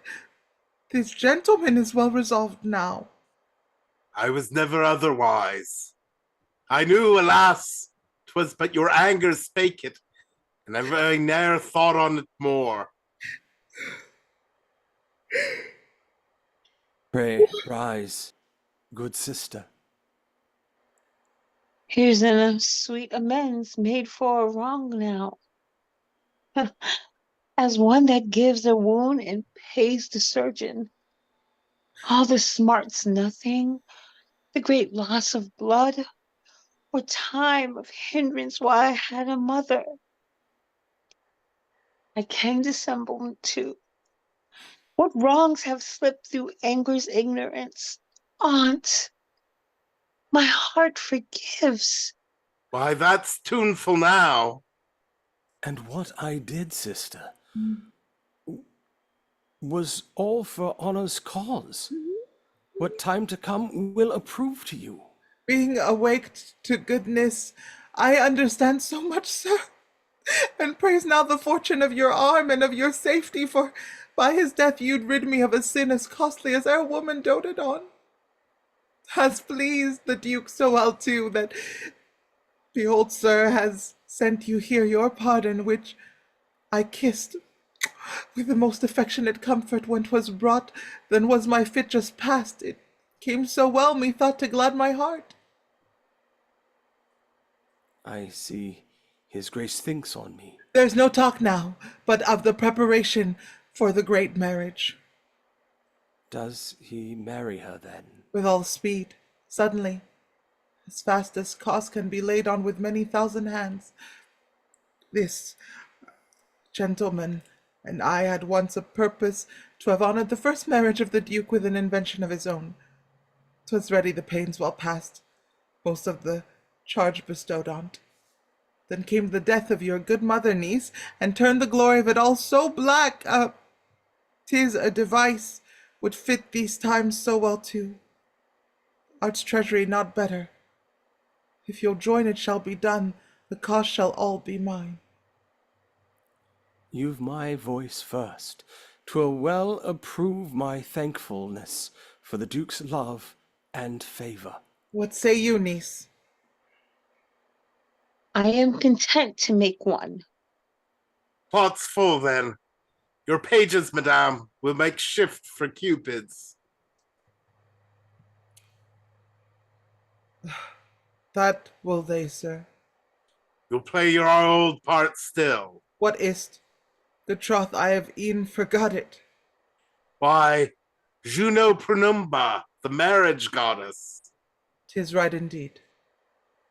And you shall play the nymph that offers sacrifice to appease her wrath. Sacrifice, good sir? Must I be appeased then? That's as you list yourself, as you see cause. Methinks 'twould show the more state in her deity to be incensed. 'Twould. But my sacrifice shall take a course to appease you, or I'll fail in it and teach a sinful bard to play a goddess. For our parts, we'll not be ambitious, sir. Please you walk in and see the project drawn, then take your choice. I weigh not, so I have won.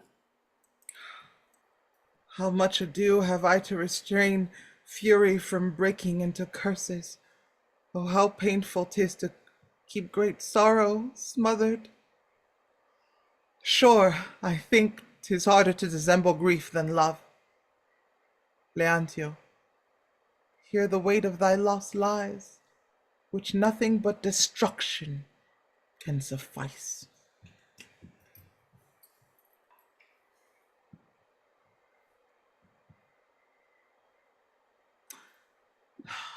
Cease! Cease! Religious honors done to sin!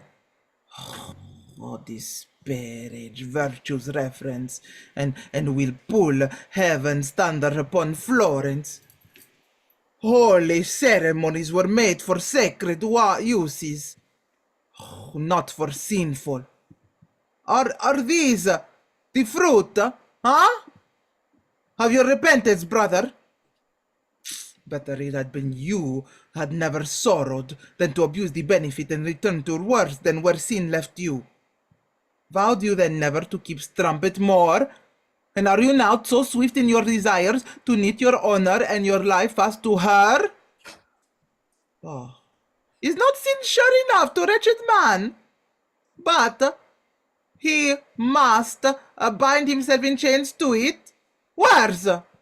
Must marriage, that immaculate robe of honor that renders virtue glorious, fair, and fruitful to her great master, be now made the garment of leprosy and foulness? Is this penitence to sanctify hot lust? What is it otherwise than worship done to devils? Is it the best amends that sin can make after her riots? As if a drunkard, to appease heaven's wrath, should offer up his surfeit for a sacrifice. If that be comely, then lust's offerings are on wedlock's sacred altar. Ah? Here you're bitter without cause, brother. What I vowed I keep, as safe as you your conscience, and this needs not.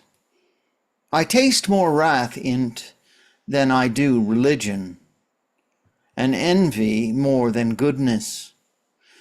The path now I tread is honest, leads to lawful love, which virtue in her strictness would not check. I vowed no more to keep a sensual woman. 'Tis done. I mean to make a lawful wife of her. He that taught you that craft, call him not master long. He will not undo you. Or rather, he will undo you. Grow not too cunning for your soul, good brother.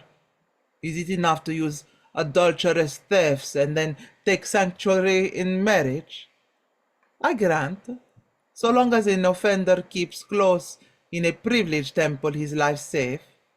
But if he ever venture to come out and so be taken, then he surely dies for it. So now you're safe. But when you leave this body, man's only privileged temple upon earth, in which the guilty soul takes sanctuary, then you'll perceive what wrongs chaste vows endure, when lust usurps the bed that should be pure.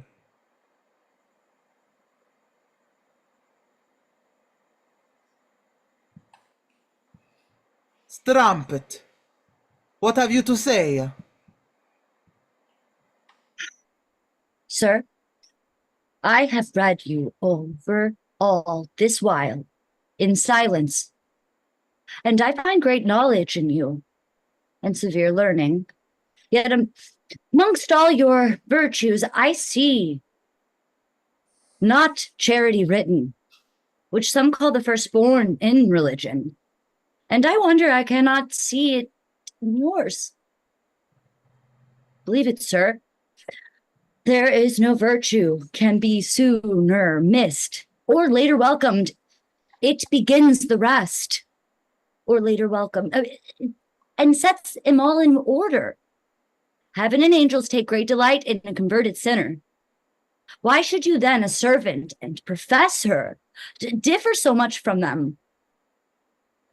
If every woman that commits evil should be therefore kept back in desires of goodness, how should virtue be known and honored? For a man that's blind to take a burning taper, 'tis no wrong. He never misses it. But to take light from one that sees, that's injury and spite. Pray with whether is religion better served when lives that are licentious and are made honest than that when they still run through a sinful blood. 'Tis nothing virtue's temple to deface, but build the ruins. There's a work of grace. I kiss thee for that spirit.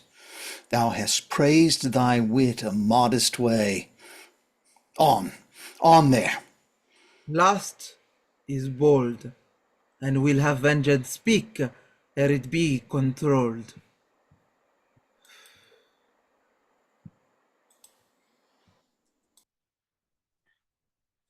Speak, hast thou any sense of thy abuse?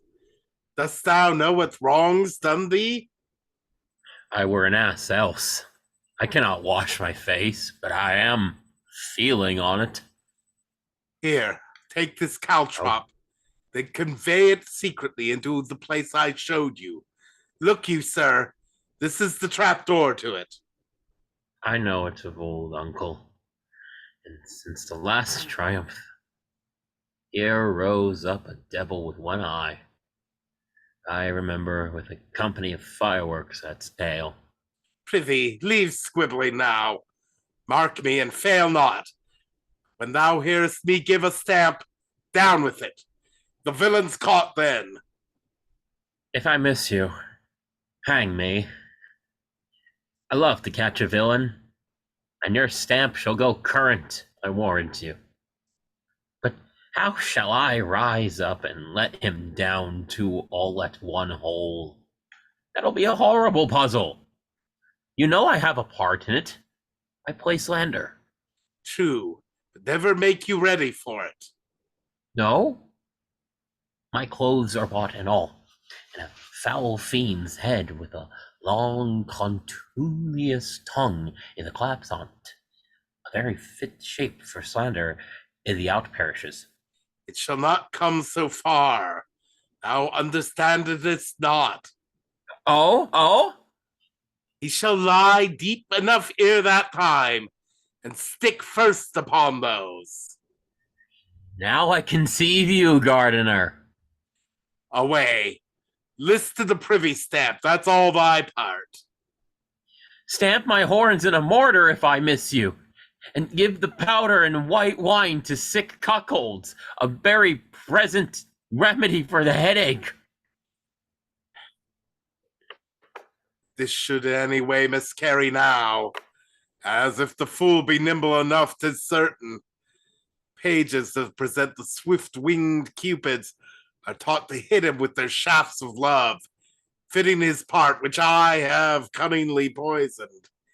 He cannot escape my fury, and those ills will be laid all on fortune, not our wills.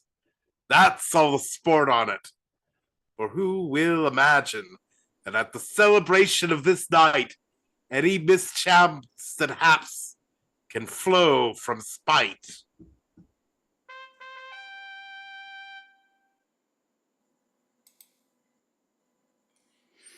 Now, our fair Duchess, your delight shall witness how you're beloved and honored, all the glories bestowed upon the gladness of this night are done for your bright sake. I am the more indebted, my lord, to loves and courtesies that offer up themselves so bounteously to do me honored grace without my merit. A goodness set in greatness. How it sparkles afar off like pure diamonds set in gold. How perfect my desires were, might I witness but a fair noble peace twixt your two spirits. The reconcilement would be more sweet to me than longer life to him that fears to die. Good sir, I profess peace, and am content. I'll see the seal upon't, and then 'tis firm. You shall have all you wish.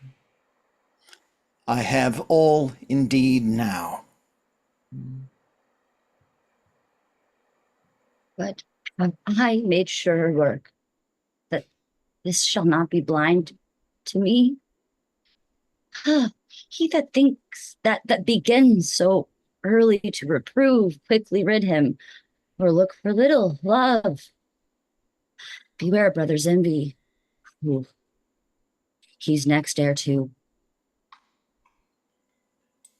Cardinal, you die this night. The plot's laid surely.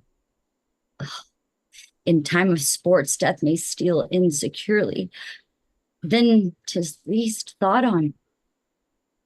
For he that's most religious, holy friend, does the holy friend, he does not at all hours think upon his end. He has his times of frailty and his thoughts, their transportations too, through fresh flesh and blood, for all his zeal, his learning and his light, as well as we, poor soul, that sin at night. What's this, FABRITIO? Marry, my lord, the model of what's presented. Oh, we thank their loves. Sweet Duchess, take your seat. List to the argument. There is a nymph that haunts the woods and springs, in love with two at once, and they with her. Equal it runs, but to decide these things, the cause to mighty Juno they refer.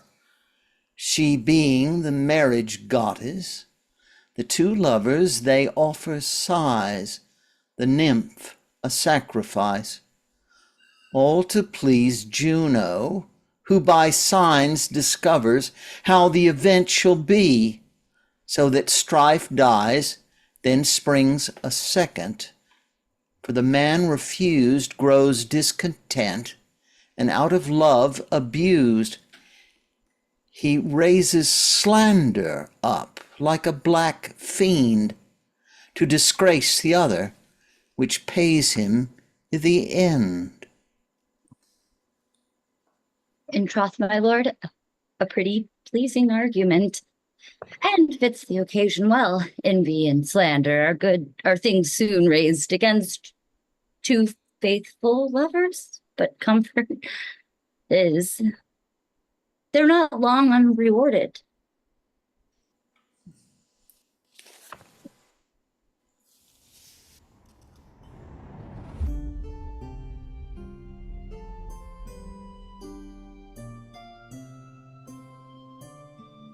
This music shows they're upon entrance now. Then enter all my wishes. To thee, fair bride, Hymen offers up of nuptial joy. This the celestial cup. Taste it, and thou shalt ever find love in thy bed, peace in thy mind. We'll taste yours, sure. 'Twere pity to disgrace so pretty a beginning. 'Twas spoke nobly. 2 cups of nectar have we begged from Jove. Hebe, give that to innocence, I this to love. Take heed of stumbling more, look to your way. Remember still the Via Lacte. Well, Ganymede, you have more faults, though not so known.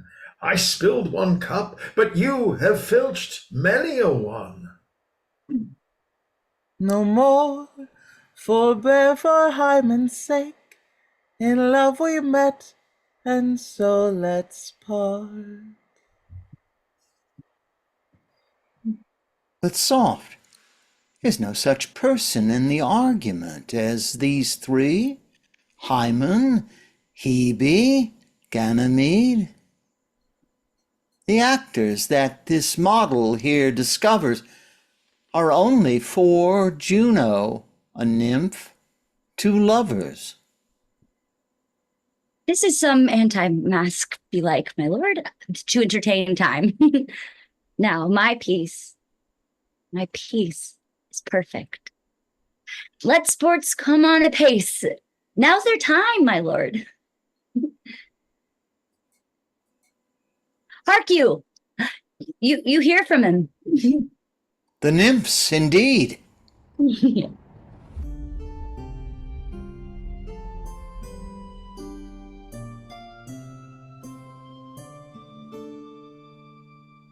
Act 5. Sing.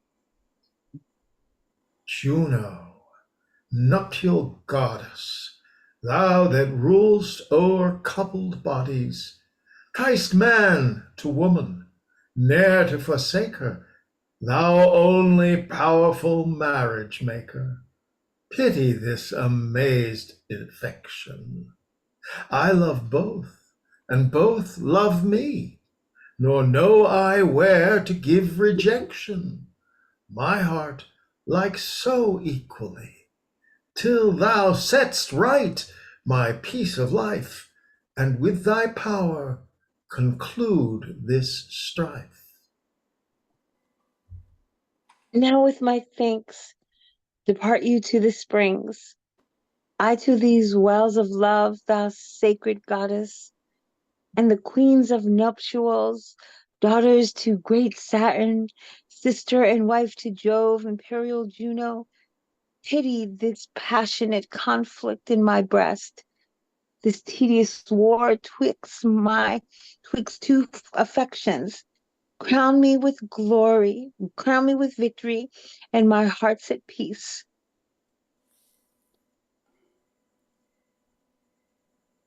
Make me that happy man, thou mighty goddess. But I live most in hope, if truest love merit the greatest comfort. I love both with such an even and fair affection. I know not which to speak for, which to wish for, till thou, great arbitress twixt lovers' hearts, but by thy auspicious grace design the man which pity I implore. We all implore it. And after sighs, contritions, truest orders, I offer to thy powerful deity this precious incense. May it ascend peacefully. And if it keep true, my good Aunt Juno, 'twill try thy immortality and too long. I fear you'll never get so nigh heaven again when you're once down. Though you and your affections seem all as dark to our illustrious brightness as night's inheritance, hell, we pity you, and your requests are granted. You ask signs, they shall be given you. Will be gracious to you. He of those twain which we determined for you, love's arrows shall wound twice. The latter wound betokens love in age, for so are all whose love continues firmly all their lifetime, twice wounded at their marriage, else affection dies when youth ends. This Savior overcomes me. Now for a sign of wealth and golden days, bright-eyed prosperity, which all couples love, aye, and makes love take that. Our brother Jove never denies us his burning treasure to express bounty. Why Sheepfoot sink you down, Isabella? in a pond. What's As the conceit of that? As overjoyed belike, too much prosperity overjoys us all, and she has her lap full, it seems, my lord. Oh, this swerves a little from the argument, though. Look you, my lords. All's fast. Now comes my part to toll him hither. Then with a stamp given, he's dispatched as cunningly. Stark dead. Oh, treachery! Cruelly made away. How's that? Look, there's one of the lovers dropped away too. Why, sure, this plot's drawn false. Here's no such thing. Oh, I'm sick to the death. Let me down quickly. This fume is deadly. Oh, it has poisoned me. My subtlety is spent. My heart has quitted me. My own ambition pulls me down to ruin. Nay, then I'll kiss thy cold lips and applaud this thy revenge in death. Look, Juno's down too. What makes she here? Her pride should keep her aloft. She was wont to scorn the earth in other shows. Methinks her peacock's feathers are much pulled. Oh, death runs through my blood in a wild flame too. Plague of those cupids! Some lay hold on 'em. Let 'em not scape. They've spoiled me. The shaft's deadly. I have lost myself in this quiet. My great lords, we're all confounded. How? Dead. And I worse. Dead? My girl dead? Oh, I hope my sister Juno has not served me so. Lust and forgetfulness has been amongst us, and we are brought to nothing. Some blessed charity lend me the speeding pity of his sword to quench this fire in blood. Leantio's death has brought all this upon me. Now I taste it, and made us lay plots to confound each other. The events so prove it. And man's understanding is riper at his fall than all his lifetime. She, in a madness for her lover's death, revealed a fearful lust in our near plots, for which I am punished dreadfully and unlooked for, proved her own ruin too. Vengeance is meet vengeance, like a set match. As if the plagues of sin had not been agreed to meet her altogether. And but how her fawning partner fell, I reach not. Unless caught by some spring of his own setting. On my pain, he never dreamed of dying. Plot was all his own, and he had cunning enough to save himself. But 'tis the property of guilty deeds to draw your wise men downward. Therefore, the wonder ceases. Oh, this is torment! Our guard below there! My lord. Run and me to death, then, and cut off time and pain. Below hold, my lord. He's run his breast upon a weapon's point. Upon the first night of our nuptial honors, destruction play her triumph, and great mischiefs mask unexpected pleasures. 'Tis prodigious! They're things most fearfully ominous. I like 'em not. Remove these ruined bodies from our eyes.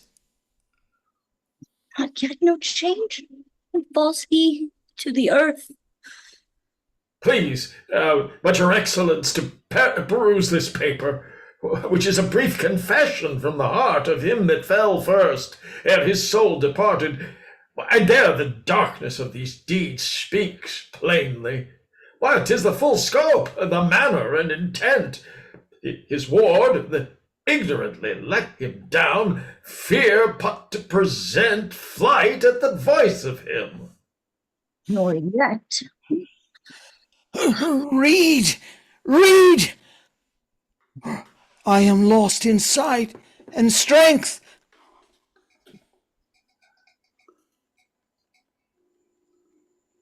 Oh, my noble brother.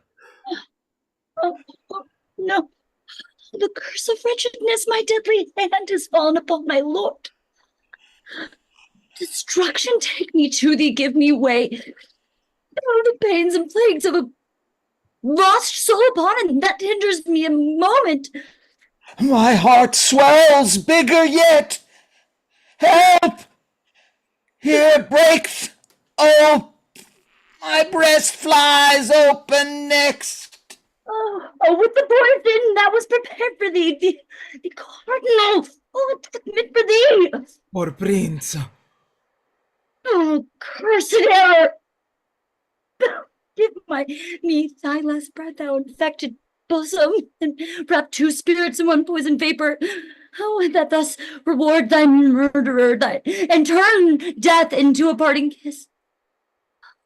My soul stands ready at my lips, even vexed to stay 1 minute after thee. The greatest sorrow and astonishment that ever struck the general peace of Florence dwells in this hour. So my soul, as my dead desires are satisfied, I feel death's power within me. That has prevailed in something. Thou thy chief force was spent in my lord's bosom. Oh, deformity and spirits more foul. A blemished face best fits a leper's soul. What make I here? These are all strangers to me, not known, but by their malice. Now thou art gone, nor do I seek their pities. Oh, restrain her ignorant, willful hand! Stop her for stabbing herself! Now do 'tis done. Not you. Now I feel the breach of marriage at my heart breaking. Oh. The deadly snares that women set for women. Set for women. Without pity either to soul or honor. Oh. Learn by me to know your foes. In this belief, I die. Her own sex We have no enemy. No enemy. See, my lord, what shift she's made to be her own destruction. Pride, greatness, honors, beauty, youth, and ambition. You must all down together. There's no help for it. Yet, as my gladness is that I remove tasting the same death in a cup of love. Sin, what thou art, these ruins show too piteously. Two kings on one throne cannot sit together, but one must needs down for his title's wrong. So where last reigns, that prince cannot reign long.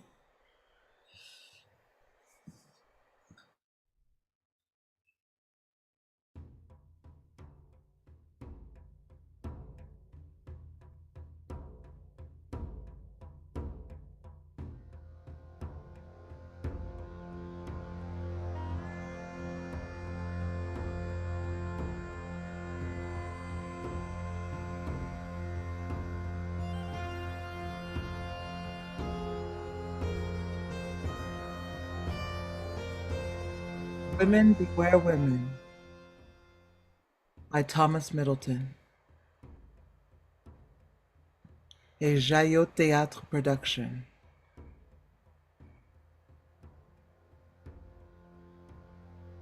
In the role of Bianca Capella was Hayley Elisabeth Beiermeister. Leantio was played by Kealoha Petersen. Leantio's mother and Isabella were played by Florence Taylor. Lady Livia, Messenger, and the Lord Cardinal were played by Jacqueline Elisabeth. FABRITIO and the Lord were played by Paul Brewster. HIPPOLITO and SORDIDO were played by Bryan S. Douglas. GUARDIANO was played by Chris Emmanuel and then by Kealoha Petersen. The Duke of Florence was played by Paul Uhler. The ward, citizen, servant, and a page were played by Ollie Phillips. This was a JaYo Théâtre production.